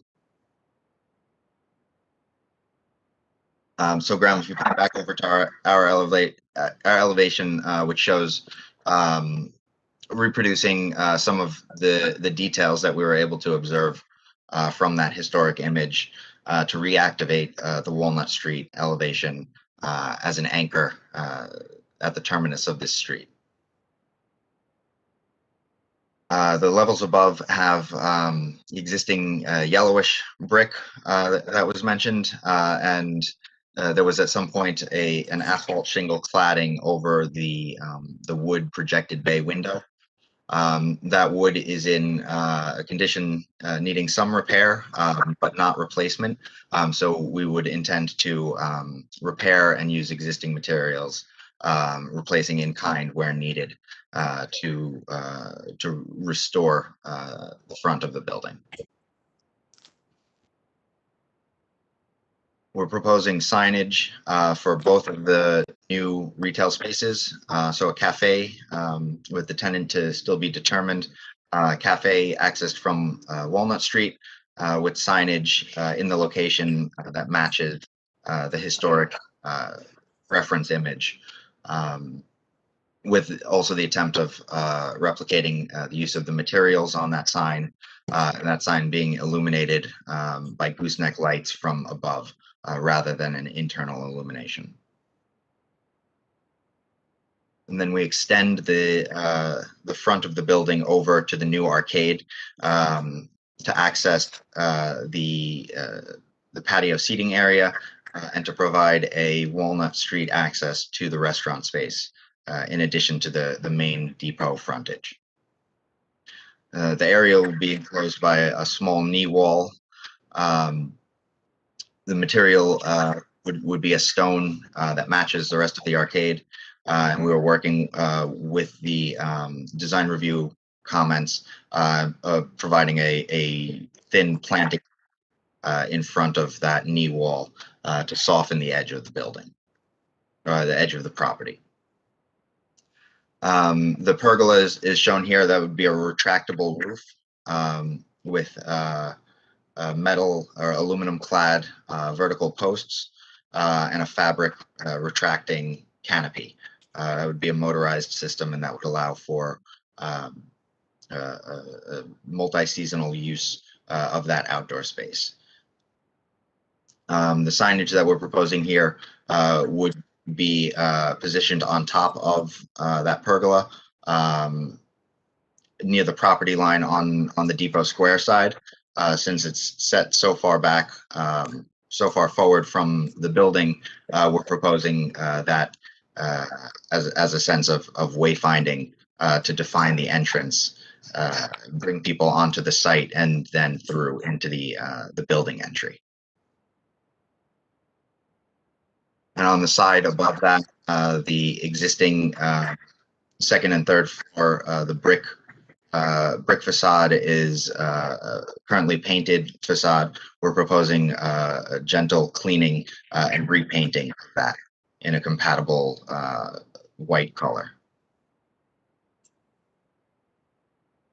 And then along the side is a proposed parking area for the residential spaces, the residential units above, and a location for an enclosed screened trash for the restaurants.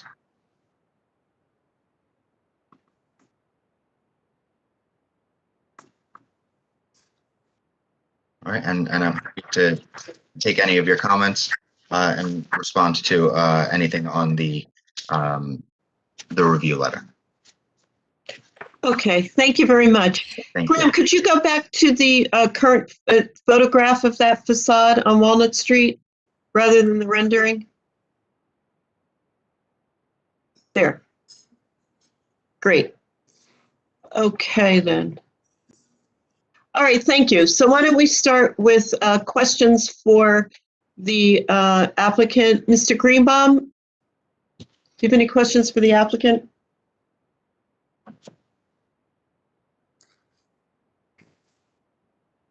I think you're muted, David.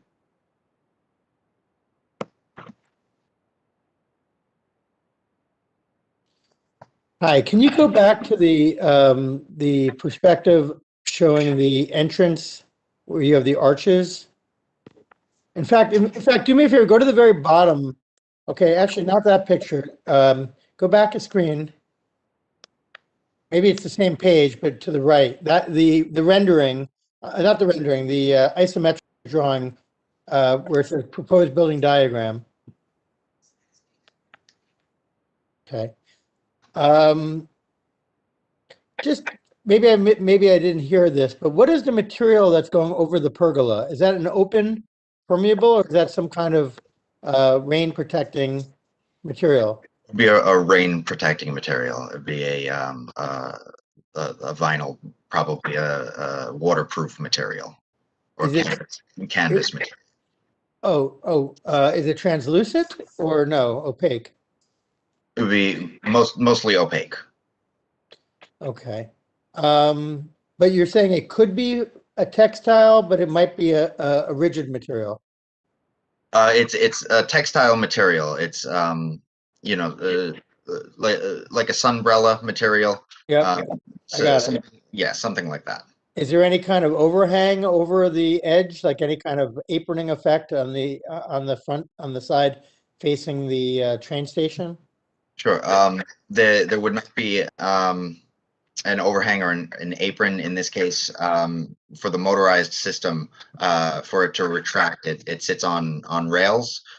So the entirety of the fabric would be pulled back when it's in the open position. Okay. The arcs for the door that you described as a wayfinding tool, can we look closer? Can you zoom in on that a little bit, Graham? So my question is, what is your reference point on the existing facade that determined the height of that?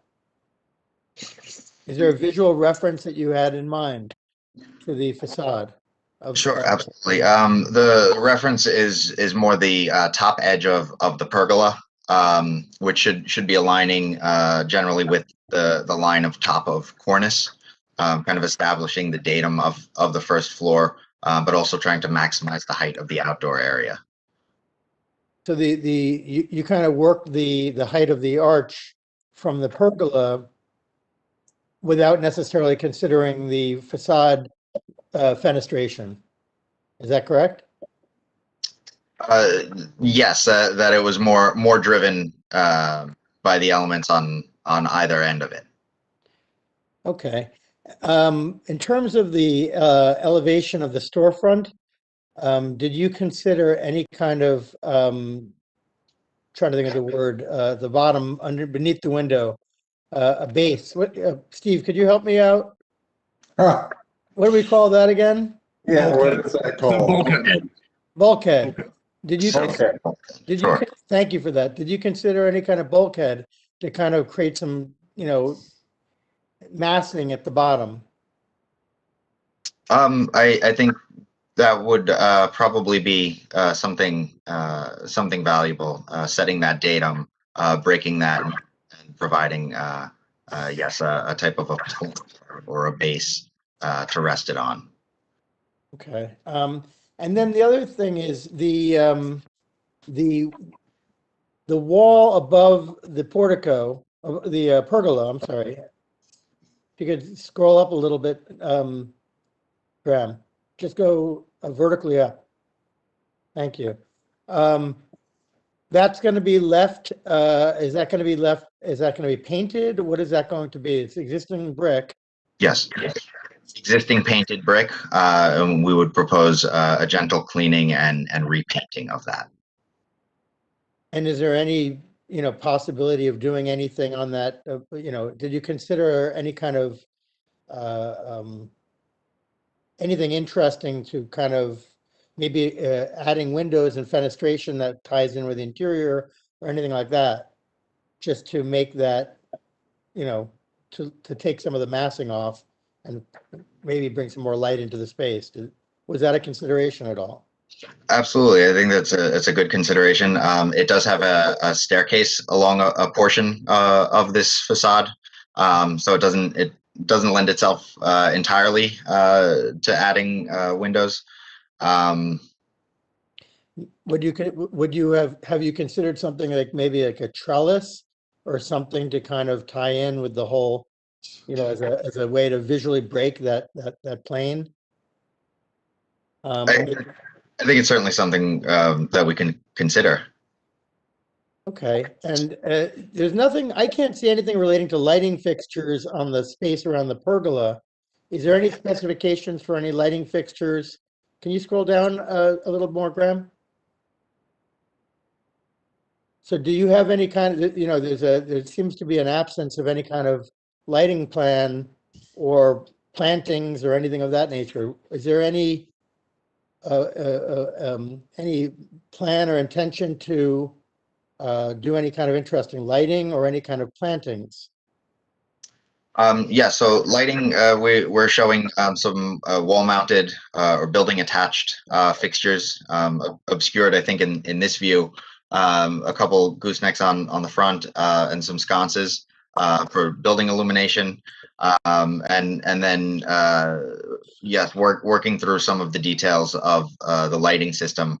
The pergola does have options of integral lighting, so we're not showing pendant fixtures or something there, but still working through the specifics of what that would be as a form of direct illumination without a lot of light spill, from a flood type of a fixture in that area. Okay, and one more question I have is, I would imagine it would seem logical to me that you would have some kind of enclosure. So in the winter time, where the temperatures obviously or weather, is there any intention at this time to have any kind of outdoor enclosure that would be there in, let's say, in the winter?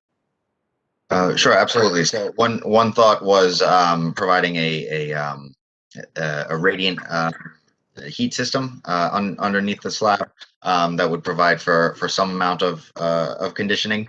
Another option is, I believe the system does have the option of some removable panels So if that were something that that you would want to see, I think that's something I would certainly have to get some more details on it, but it's something that could be explored for this system. Okay, actually, I just thought of another question. Just going back to the elevation on Walnut Street with we talked about the bulkhead. I'm just wondering, okay, I just was wondering about the fenestration on the ground floor and how it corresponds above. But you made a tripartite window beneath the bay window. Correct. Okay. All right, I'll let my colleagues continue with their questions. Thank you for your time. Thank you. Thank you. Mr. Hyman, do you have any questions for the applicant? Between the pergola and the parking area, what screening devices have you considered, if any? To separate the pergola from the parking, we were not proposing anything in addition to the knee wall along the perimeter of the pergola. Based on our design review comments, we are including now a narrow planting strip along the perimeter that might be something that extends along that side and creating more of that visual distinction between the areas. Thank you. Thank you. John, Mr. Onmitz, do you have any questions? Yeah, a couple questions. What is the brand name of this system that you're using? It is called the, I believe it's the Genius Pergola. Yes. Genius, yeah, I'm familiar with this. Okay. What is the material?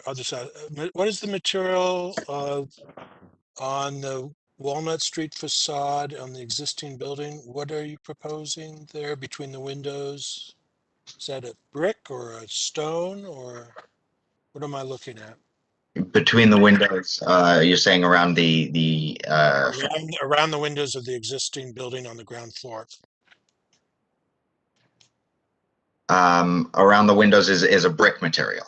It's a brick material. A brick or a brick? On the Walnut Street or the depot? On Walnut Street. Walnut Street is brick. Yes, we're calling it out as black tone smooth brick.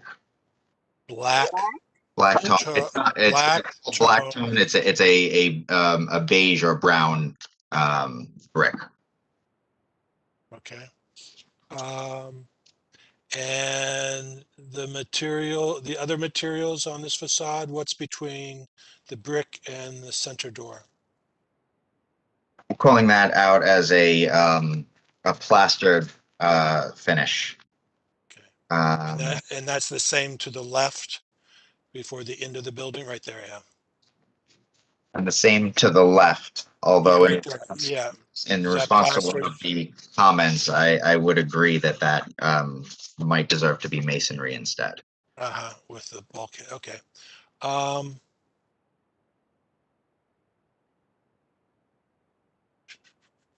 Those are my, you say that now you're proposing a stone and planter around this covered area. It's just not in this drawing, right? Yes, sir, based on our design review comments from last week. Okay. And just to clarify, that's a comment from the Development Review Committee, which reviews all site plan applications prior to proceeding to the land use boards. Okay. And what about, so are the columns going to drop into this planter, or is the planter going to be between the columns? We would detail that. The column obviously has to drop through and go into the ground, but we would detail that in a way that presents itself harmonious with the stone front and probably some kind of a cladding around the base, but the column obviously extends into the ground. Yeah, I understand structurally, but visually, does the planter go around the column, or is the column read like what I'm seeing in this rendering? I think once we apply the stone, the stone would likely be continuous across Wrap that, around. wrap Okay. around. Did you consider, you called this out as aluminum system. I know that this is a Kynar painted system. Mhm. Do you have a proposal for a color for this system? The color, it's one of their standard colors is, I believe it's called charcoal. So it's a gray. Did you they also in this system have it the ability to clad or sandwich these aluminum columns with wood? Did you consider any kind of wood finish instead of just aluminum columns? We have not considered it, but I think it's something that could certainly be explored. Those are my questions. Absolutely. Thank you. Okay, thank you. Ms. Kane-Levy? So I'm wondering, you're planning to retain the paint on the upper stories of the brick? Yes, ma'am. Is it presently painted? So have you done any probes to see or removal of paint to see what the original brick color is underneath? Oh, it's not painted. Okay, never mind. So is the intent to match that brick color in the lower portion with your brick cladding? On the Walnut Street side, we're not going to attempt to match specifically that. That's why we're calling for that. The name is black tone brick, but it's a brown shade of brick. Graham, I think I have a reference of it on page 9.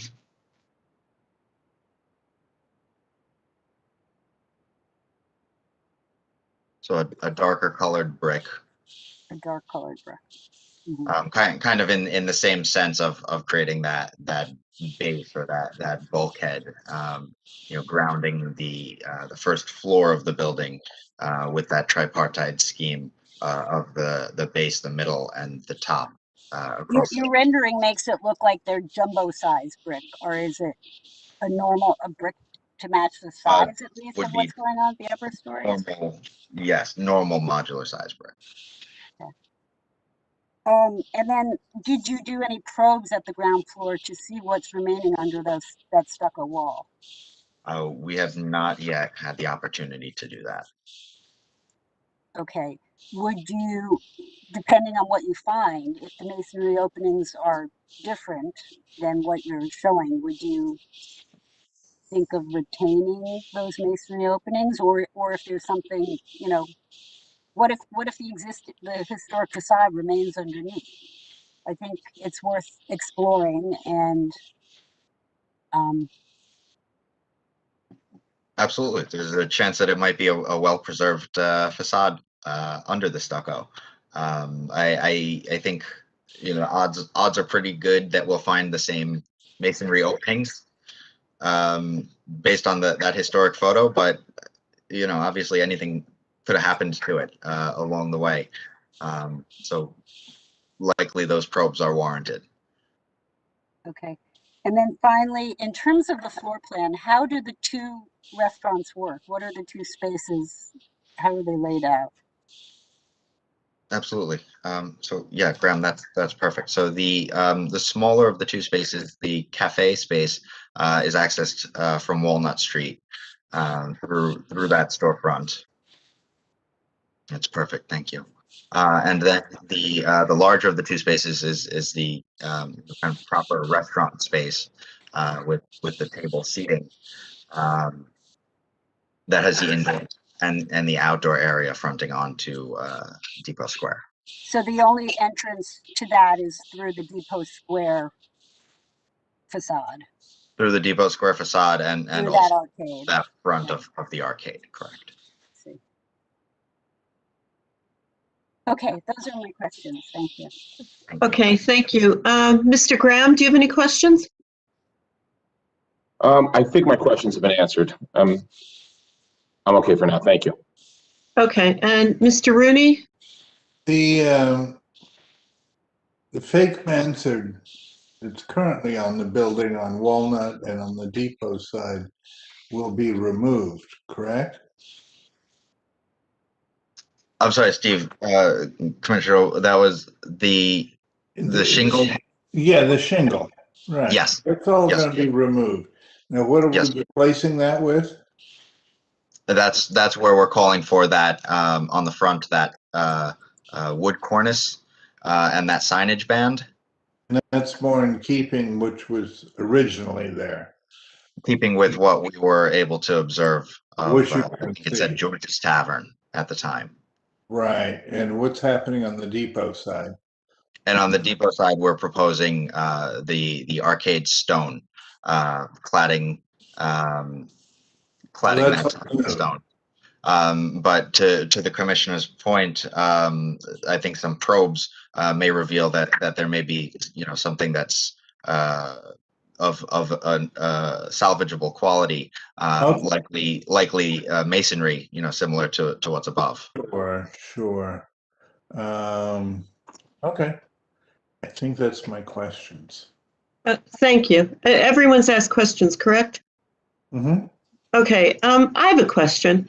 This is a proposed historic district, and we're here to give comments to the planning board, and our duty is to comment on how this fits within the proposed historic district.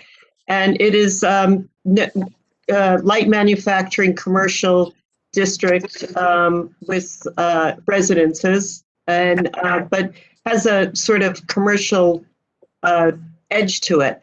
So my question is, what is the historic reference to this arch, this oversized arch, and also the use of that stone for the arch and the facade on Depot Square? Absolutely. We wanted to make something that was a little bit different, that was still compatible historically with the materials that would have been used in this area. Something that had a bit of decoration that we observed throughout the district of arch-topped openings, but also introducing something modern with the use of the pergola and the metallic finishes to differentiate it and show that it was not necessarily something of the historic period, but ideally something that would be compatible with this proposed historic district. And if the arch were to be the arch that we're looking at from the Walnut Street that goes into that arcade, if that were to be lower to line up with what's going on the Walnut Street facade, that would negate the large area of your covered what do you call it, covered patio over there, because you need that height to get the retractable roof into. Yes, it would start to encroach on the head height in the outdoor area, on the lower half, on the closer to the train station, closer to the Depot Square property line where the pergola comes down. So if the arch were lower, then it would reduce the size of that outdoor patio. Keeping everything proportional, yes, that would reduce the area that could slope under the pergola. Right. Oh. Well, that's not true. I mean, you can make a lower arch and have a parapet above and still be able to hook the canopy into the top of the parapet.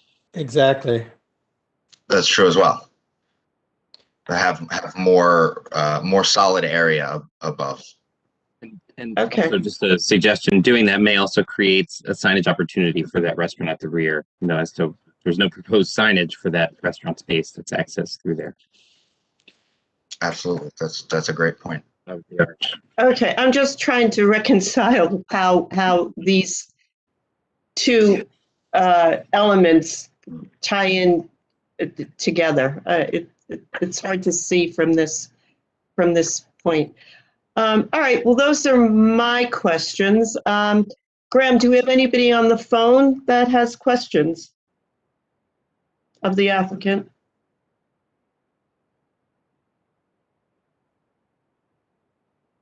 Sorry, we only have Mr. Kranich here as an attendee. That's it. Okay, so nobody from the public wants to ask questions of the applicant. There's no public attendees. Any member of the public who's watching on the YouTube channel or TV 34 is welcome to call in if they would like to make a comment. The phone number is scrolling at the bottom.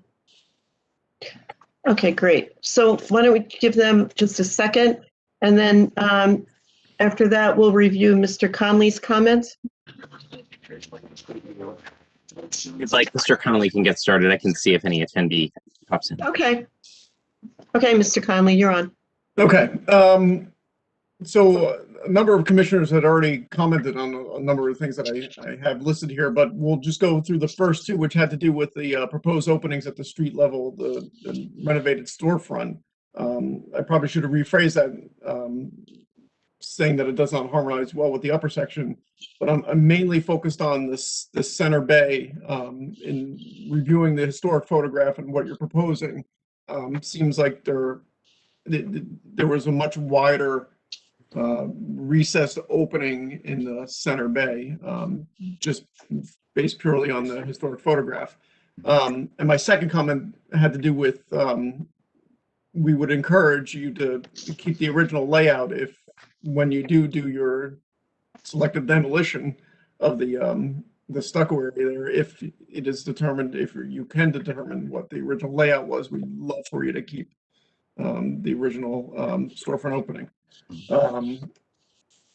Absolutely. I think that ideally would be revealed in that selective probe. And, you know, we know exactly where to look. And if that's the masonry opening, makes it easier to keep it as is. So I think that would be very compatible with the design.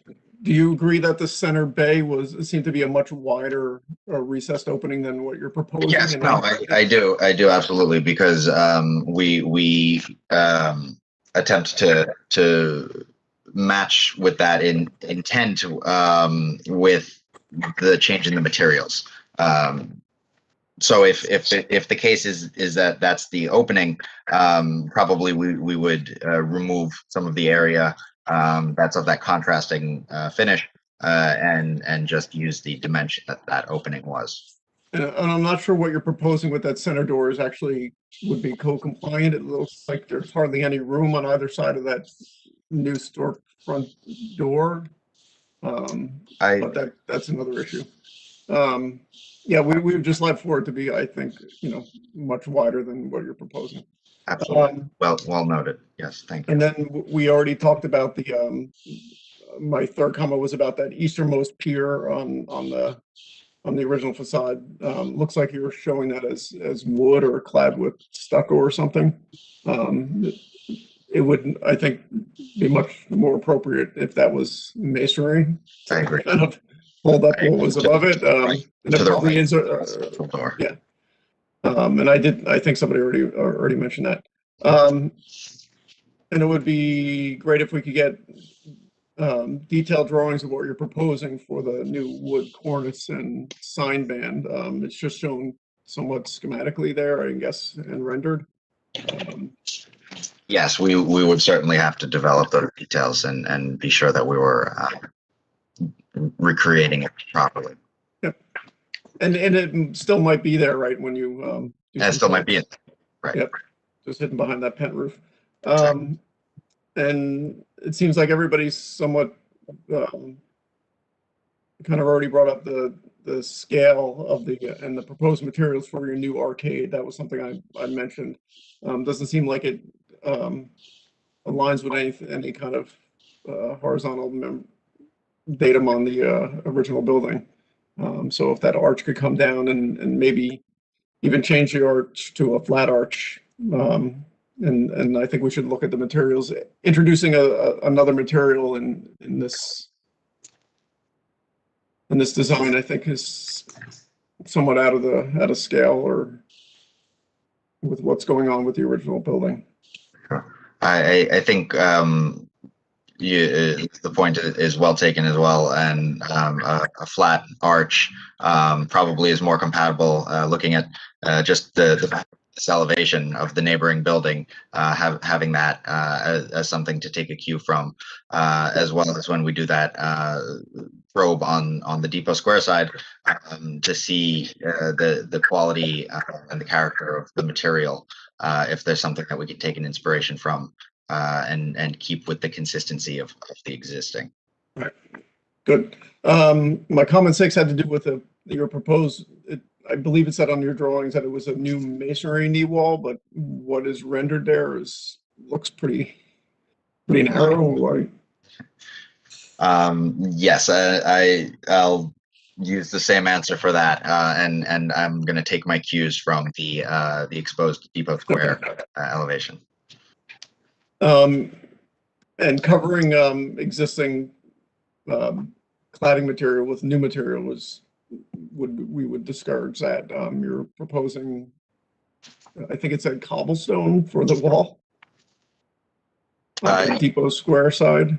Yes. So if it ends up being the case that the brick underneath is satisfactory, I think that would change it.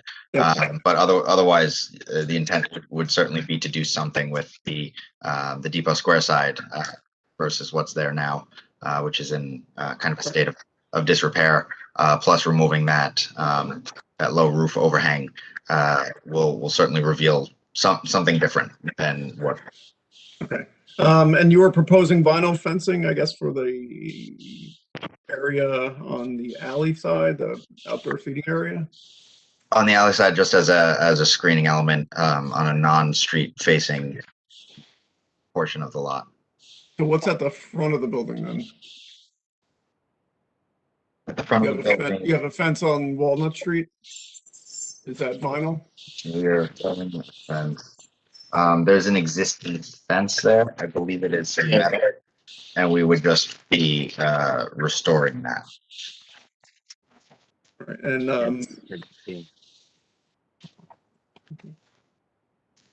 then again, any signage that is being proposed, as long as it conforms with the current township's sign design guidelines.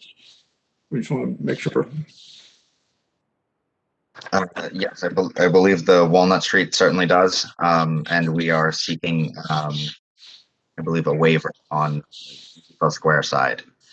Certainly happy to feedback on that. That is a sign that's mounted above the top of its structure. That was all of my comments. Okay, thank you. Graham, do we have anybody online that wants to comment? Any of the public? We have no new attendees in the meeting. Okay, great. So I guess you've heard what our commissioners have said. No. Well, those are questions. Sorry. Questions of what the commissioners have said. So now we'll start with the comments. Sorry. Okay, go ahead. Who's up first? Caroline. Okay, thanks. Well, what we've been discussing, to get to the point, I do think it's important to continue the cornice line across and have the entrance to that arcade align with, the datum set by that cornice. And then if you needed something taller to attach the canopy system to, then it would be like a setback parapet that wouldn't read as part of this arch. I also don't see a connection with the building or this proposed historic district with this stone cladding material, so I couldn't support that. Perhaps brick might be a better solution. The material of this pergola itself, it's described as a metallic finish, which I don't really know if that's like a silver finish but I definitely think it should have a painted finish. a dark painted finish.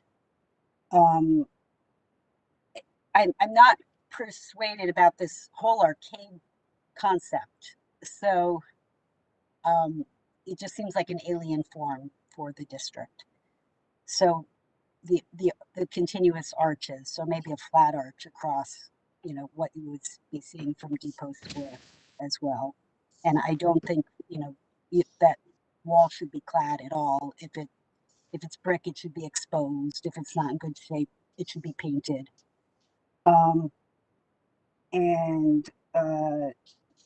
The brick at the base that you're introducing, and I'm concerned about, you know, entirely different color brick. So I think that has to be restudied. And then we didn't talk about the bay window. I wasn't sure what you were planning to do with it, but if it's just being repaired, it definitely needs a coat of paint, like a good coat of paint. It shouldn't be unfinished wood, which is what has been sitting there rotting and looking terrible. And I think it'd be nice to have planters screening this from the new parking lot you're creating. It would be nice to have planters around the perimeter of this new structure. And I think the light fixtures look like they're a little randomly placed now, so I would take another look at where those goosenecks are going. I think that's all I have. Okay, thank you. Thank you. Jason?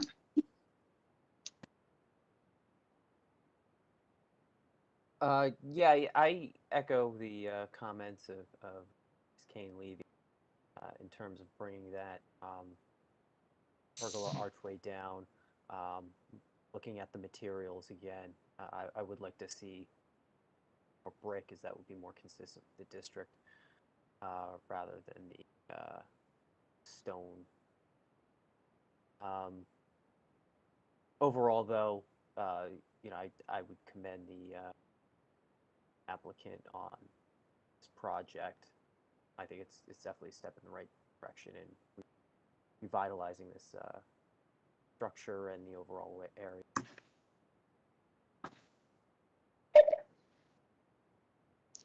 Thank you. Mr. Graham? Yeah, I agree with both their sentiments. I like that the original front is being restored. I think that's a drastic improvement. I do think the arcade is interesting on its own right. I just think it conflicts with the current building, and I agree with Ms. Kane Levy's assessment that brick and lowering the archway make a lot more sense. And I would be interested to see you know, a redesign with those thoughts in mind. And just on the plantings, I know that there is a lot of consideration right now about planting local species. So I think you know, that should be consideration when considering what to put in those planters. That's a town-wide initiative, from what I understand. So overall, I agree. It's great to see that this area is being revitalized. I think the patio is a very interesting idea, but I think that those design changes should be strongly considered. Thank you. Mr. Rooney? I agree with Ms. Kane Levy, and it seems that the stone and the scale of the archway and all that stuff is out of keeping, and I think we should keep it with the brick if the brick was what was originally there. I understand what you're trying to do, and it's a good thing. The only thing I'm wondering is this a pandemic reaction and we're going to go on for this forever? Or, I mean, it would be nice to have a nice place to eat outside. But yeah, the stones doesn't seem to relate to anything. And we do have brick, and so maybe we should continue the brick. Okay, Mr. Reimnitz, do you have comments? Yeah, I do. A few comments. From the ground level to the bottom of that arch is about 14.5 feet. I just scaled it on the plans. That's a pretty tall arch. And it's sort of, to me, it's almost 2 stories high, that arch. So I think that it's just out of scale just on that alone. Forget about the fact that it doesn't relate to anything to the left or to the right. I have a problem with the stone cladding because I will imagine it's a stone veneer and it'll look not really like laid up stone. It's going to look like bad stone veneer you see on some interior fireplaces around town that people do. So I'm totally against that stone cladding and would encourage you to recover the brick, which I think, to uncover what's there has a lot more character to it than just putting something on top of it.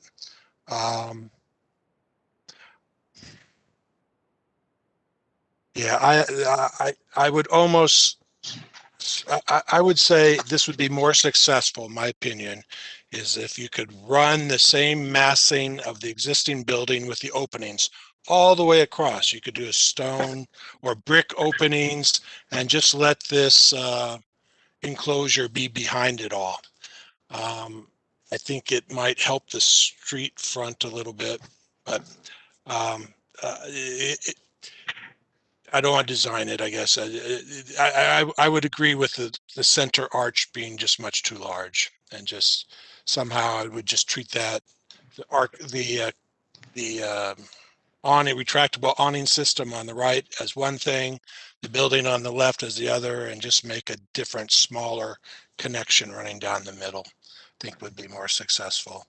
And then I would also suggest that if we're going to be looking, we're talking about this like we're going to see it enclosed with people in it all year round, when really all it's doing is shading people during the summer and keeping some rain off during the middle of the winter, maybe with some heaters, people are out there. But we're going to be looking at the inside of this space empty, with just chairs and tables or whatever for 6 months of the year. So I guess I'd want to understand maybe what goes back in there other than, I don't know, empty. It becomes sort of like this empty cavernous space, or it's open to this. I don't know. I don't understand what the year-round look of this is. Certainly understand how it works when you can. And I would also clad the aluminum members. They make a wood cladding sandwich system. I think that would soften this at the streetscape level where you touch and feel it and stuff like that. So those are a few comments. Okay, thanks, John. Mr. Yeah. Greenbaum?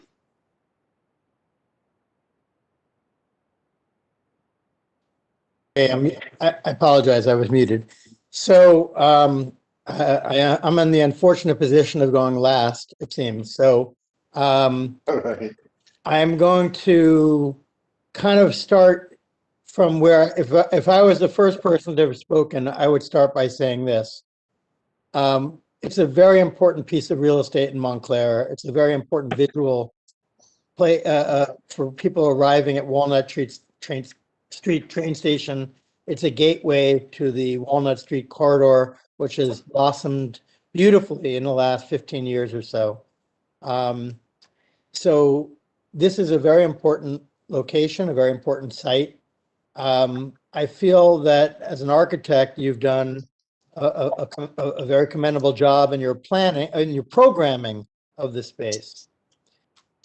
I'm less excited about the materiality and the sensibility to the streetscape and to the existing building.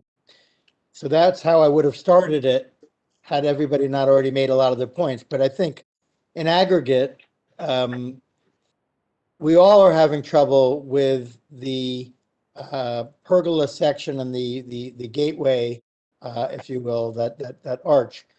I would like to propose an idea for you to consider, which is, of course, to lower the arch, but also to consider a transom, a horizontal transom that runs in line with the dado of the signage, or at least the cornice. So that would, in some way or another, now allow you to have the arch, but allow you to continue the horizontal datum across. And that could also be in a contrasting material, and that material could also be on the kind of an inner reveal around the gateway, the archway. So I think overall the materiality is of great concern to me. I don't like the brick that you've chosen for the base. I think that the richness of material is important here. I think the material chosen for the for your pergola section and the wall at the very bottom reminds me of the Chit Chat Diner. It has a little bit of a diner aesthetic, or I shouldn't say diner aesthetic. The mixed masonry work reminds me of a diner aesthetic. I think we can do better. And I think, and I'm sure you want to do better. And so I'd love to see a bulkhead on the base to create a nice transition to the ground. I'd like to see something maybe as a framing or a surround, like a sill under the window, the tripartite, sorry, the three-part window on the street. I'd like, and the other window to the right of the front of the door, I'd like to see a sill there. If you notice that the brick above is kind of that like sandy color, and then you have the contrasting datums going across, I'd like to see that same color, that same tonality picked up on the sill and also on the bulkhead. Absolutely. Yeah, I think John had a suggestion too of cladding the metal columns for the pergola. I kind of agree with him on that, at least on the ones that are facing closest to the street. Maybe not the interior ones, but the ones facing, otherwise it's very stark. Sure. So overall, I think that you're probably, you've done your client a very good job from the point of view of programming. I think there needs to be a considerable refinement and elevation of materials and details to really unite and bring about a holistic elevation and facade for the building. And I hope you take all of our feedback, respectfully as people who want to help you do the best job you can. Absolutely. Very well received. I appreciate that. Thank you. Thank you, David. My comment would be, now that I'm looking at this facade, which is the eastern facade, those is that the entryway into the, what is that door there? That goes into the restaurant? The door, the single glass door all the way on the right side of the elevation, on the top elevation there, is the door to the residential entry. There's a No, I'm sorry, but the rendering below that you're looking at where the calc for that. Thank you, Graham. Yeah, so the primary entrance door into the restaurant, and then flanking it on both sides would be folding glass doors to create one large. Okay, that was going to be my next question. If those doors operable to be open to that. Okay. Yes. Okay. Well, you've heard all of our comments. I think that I agree with what everyone has suggested. The one thing I would like to see with the planters, because you're now including planters, is evergreen material and not just plants that'll die off in the winter, because that I think will do a lot to soften what John has called could possibly be a cavernous space. I also think that if the patio were reduced a little bit, that outdoor seating area, that I think that would benefit this the whole program. So those are my comments. Okay,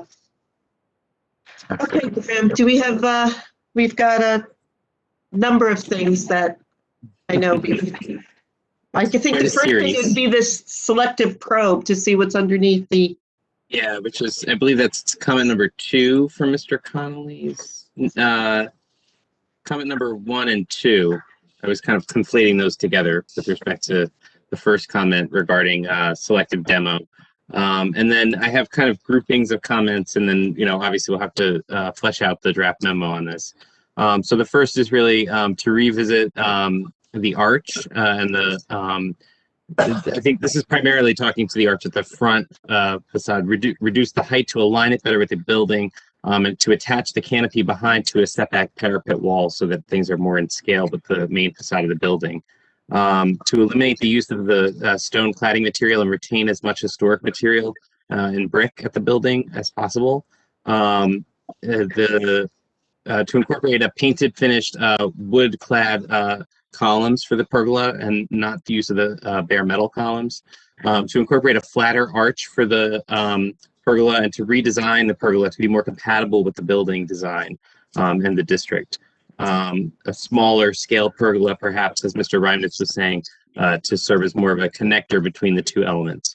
To incorporate a different new lower brick color for the front facade on Walnut Street that's more compatible with the rest of the building.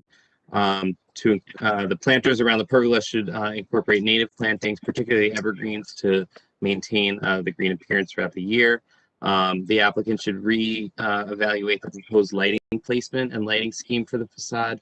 And then I think there was also a comment about the centering of the entry door on the storefront on the Walnut Street facade, I believe, as well. Tom, did you have a comment on that? I like to sometimes just incorporate. I don't have one. I think that was the last one. It's that. What was that? But actually, I would agree with that the door should line up, ideally line up with the two windows above, as opposed to being askew. Yeah, it just looks like from the historic photograph that opening was much wider and the whole thing was recessed. We will revisit that, and the code note is received as well. May I just ask a quick question, Kathleen? This application, in our recommendations, can we request it to come back to the commission for a review of the modifications that we suggested? when does this go to the? So typically, this is scheduled for the planning board, I believe, in July next month. So typically what we do is we request a condition that the applicant return to present the as approved, or following the modifications for the plan. I think what we can do in this case, Mr. Graham is the HPC's representative to the planning board, so he will see the revised plan when it comes. And he will also communicate the comments that are contained within the memo that we'll be transmitting to the planning board as well. And the plans will be publicly posted. All plans are posted online. If there's any comments or, thoughts on the application and the plans, we can certainly, review those as well. Well, So, Graham, Graham, what's been very useful, and we've done it a couple of other times, is that if the applicant would be willing to meet with a committee before going to the planning board, and we could see this interim, a new design, if not coming back to our meeting. Well, so we did do, I think you're referring to the case for 92 Bay Street. In that case, the applicant agreed to carry to the next meeting of the HPC, and in the interim, we met and reviewed the application and then returned to present the modified plan to the HPC with a pre-drafted memorandum. So in this case, to follow that format, we would have to ask the applicant if they would be willing to come back to the July 29th meeting of the HPC, at which they would present the revised plan, and then we could, send a revised memo to the planning board based on that revised plan. That's up to the applicant. I know that they're scheduled to go to the planning board before our next meeting in July, if they would like to postpone. Well, I'll let the applicant answer that, but then I'd like to make a comment on that. Me too. We would certainly want to keep our planning date if at all possible. And if it's possible to come in and meet without having to reappear. Certainly, I would want to have revised materials be brought over to be visible as well. So, if that means also coming in with revised drawings, even if it's before it's something that's submitted for the planning board to receive any of that feedback, I can certainly try to make that happen. Is this Mr. Waskowski speaking? Warshawski, the architect. Yes. Oh, okay. So are you speaking for the applicant? Yeah, this is the Hanini, the applicant. I agree with Brandon, Mr. Warshawski, that we'd like to keep the planning board date, but we would be more than willing to come in, sit with the committee, and show them their comments and updates. So I guess this is just where I just want to caution, the process. So it becomes very cumbersome and difficult when an applicant is bouncing between boards. So I think it's just concerning because if the applicant is meeting at a committee with the HPC, but also starting proceedings and testimony at the planning board, not everyone is on the same page with the review, and that's where things can get dicey and not streamlined. So I think if the commission wants, they could be more strongly worded in their communication to the planning board and say the applicant should return prior to proceeding at the planning board and present a redesign at the July 29th meeting. You can certainly make that request of the planning board and put the ball in their court as to what they decide to do. Yes. Or we say we strongly dislike what we're looking at the moment. We don't have a problem with the basic concept of this outdoor area and the retractable awning and so on. We have a I think we can convey that and say we want to have some sort of review of the aesthetics of this before it gets built, basically. Yes, and to come back with a more detailed plan to, with the actual material that the bottom half of and actually it's to your benefit because by that point you will have discovered what's underneath the stucco finish and if you're going to keep that or if you're going to change it to something else.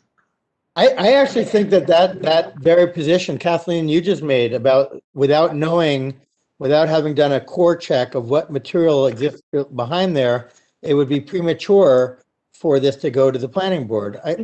I really believe in support of my colleague, John, on this topic is that it feels to me like it's very dismissive of the value our body offers to both the applicant and to the community to allow this to go forward to a proceeding with the planning board without the incorporation of and consideration of our suggestions and input. And I also feel that the application fully isn't complete. I don't feel we're being presented with enough detail in terms of the plantings, the lighting. There's a lot of things here that are missing.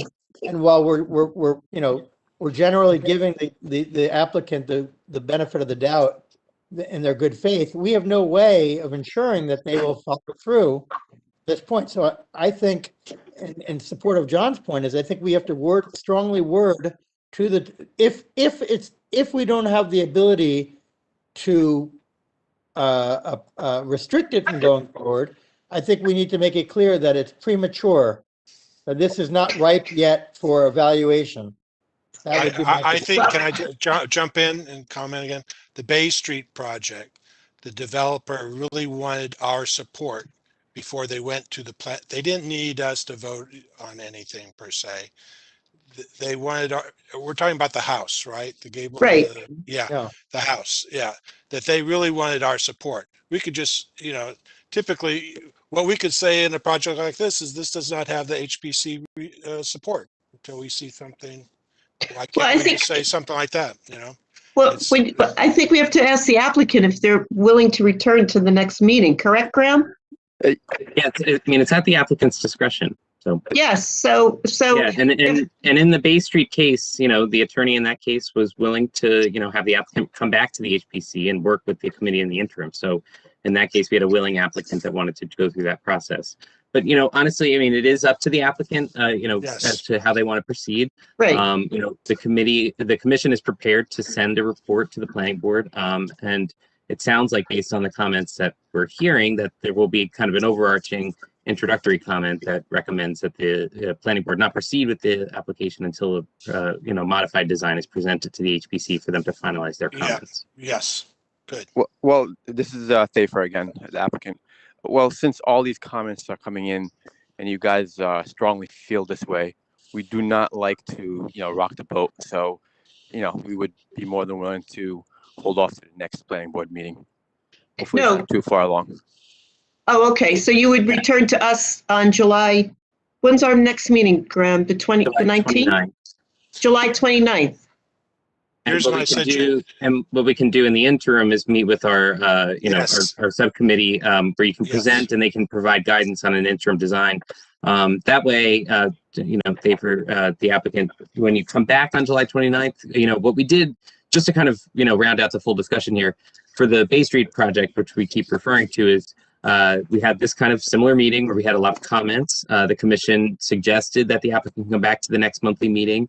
In the interim, we held 2 committee meetings and pre-wrote the memo. So, and then at the final meeting, the applicant came with their revised plan. The committee commented on the process. We reviewed the draft memo, adopted it, and moved forward.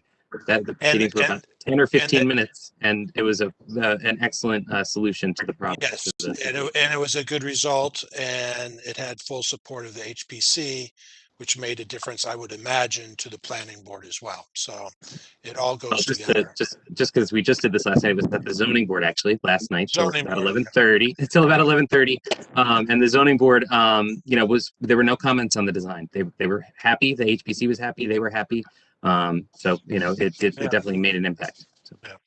No, I do agree. We do want your support. We don't like to. We like to do what everybody likes, and we like to do what's right for the community. So definitely we'll do the right thing. Yeah, and I just wanted to convey that this can be more time in the interim, but at the next meeting we can do this quickly and get you guys moving forward so you're ready to go to the planning board. That'll be fine. We want to help you do the best job you can. Okay. Listen, we want to be proud of what we build, and we want you to be proud, just as proud as we are. This is a great project. This is a great project. Or contribute positively to a potential historic district by doing something compatible that maybe makes it into a real historic district one day. Okay, Is it great. possible? I mean, if they're in a, well, never mind. No, well, the applicant has agreed to return to our next meeting, which is on July 29th, with revised plans. Okay. In the interim, In the interim, yes. In the interim, our committee will be available to you, Mr. Warshawski and Thafer, to meet with you, as you go through any, your first redesign, we can sit down and take a look and provide comments and responses in the interim. Perfect. And if in a possible slight chance that you guys meet sometime in between now and July 29th, we'd like to be on that. The commission does not currently have any scheduled meeting between now and then, but the interim committee meetings will definitely get you guys moving, so we're ready to go. Perfect. Appreciate it. Okay. Thank you. Thank you for your input and working with us. Much for your time. Good night. So Chair Bennett, if you just wanted to announce that this will be continued to the July 29th meeting. Do you need to announce that, or?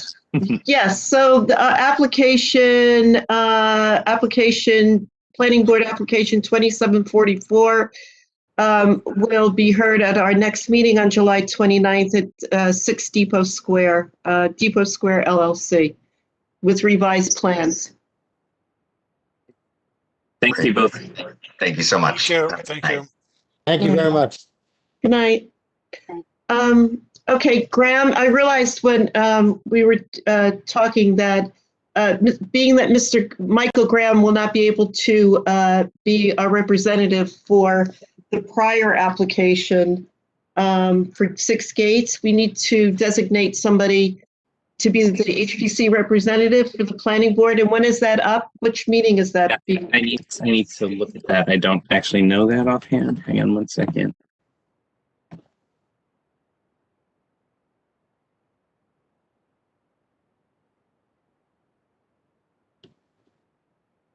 That is penciled in tentatively for the July 12th meeting of the planning board. Okay, so it's between Caroline myself. Who else didn't have a Steve. comment? Steve. Steve Hold on. And Heinman. and Jason. Okay. Does anyone want to volunteer? I can do it, Steve. Okay. Okay. So we'll be in touch. Graham will be in touch with you. Okay, Graham? Yes. Okay, great. And to confirm that that application will be heard at the planning board on July 12th. Thank you. Okay, so moving forward, we have our certificates and resolutions, which was everyone able to find them on the internet and read them? I did not. No, Graham, do you I'm going to pull them up now. So the first one is 202 Bellevue Avenue for Eagle Rock Coffee. I'll be sharing that on the screen right now. We'll have a couple of minutes for people to review. And Graham, can you just note my standing abstention from these? Yes. If I was not at the last meeting. Yes.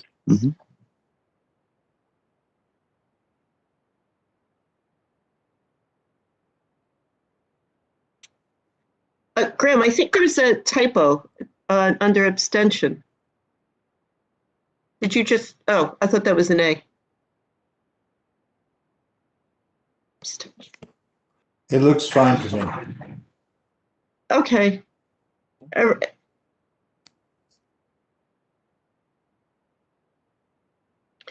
we have a motion to accept this and I move to accept this as written. I'll second? that. No. Caroline, all in favor? Aye. Aye. Okay, the next one is application 2021-20, 211 Bellevue Avenue.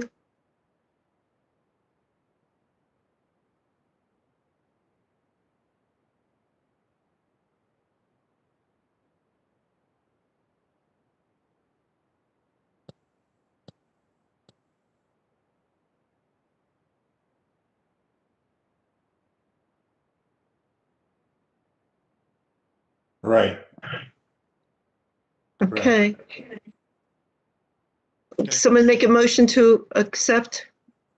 A motion to accept. Second. Okay, all in favor? Aye. And then the third one is application 2021-23, 121 Watchung Avenue, meet me at Madison's. I had a question about this, Graham, and it was about the lights. Gooseneck lighting, eliminate 2 out of, for a total of only 5. Is that the correct number? They had proposed 7? Yeah, I believe. Yeah, there were 7 that were proposed. It was a huge number. Okay. Yeah, like, look, 5 to me sounds like a huge number. That's why I read it. But if that's what we discussed. Right. I think this is correct. Okay, a motion to accept? I move to accept. Second? Great, all in favor? Aye. Aye.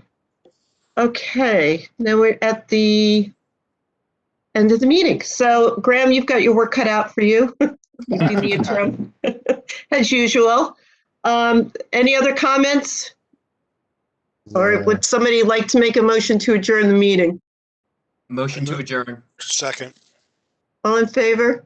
Aye. Okay, great. Bye-bye, guys. Good night. See you soon Bye, on everyone. July 29th. Good night. Bye. Good night, everyone. Night.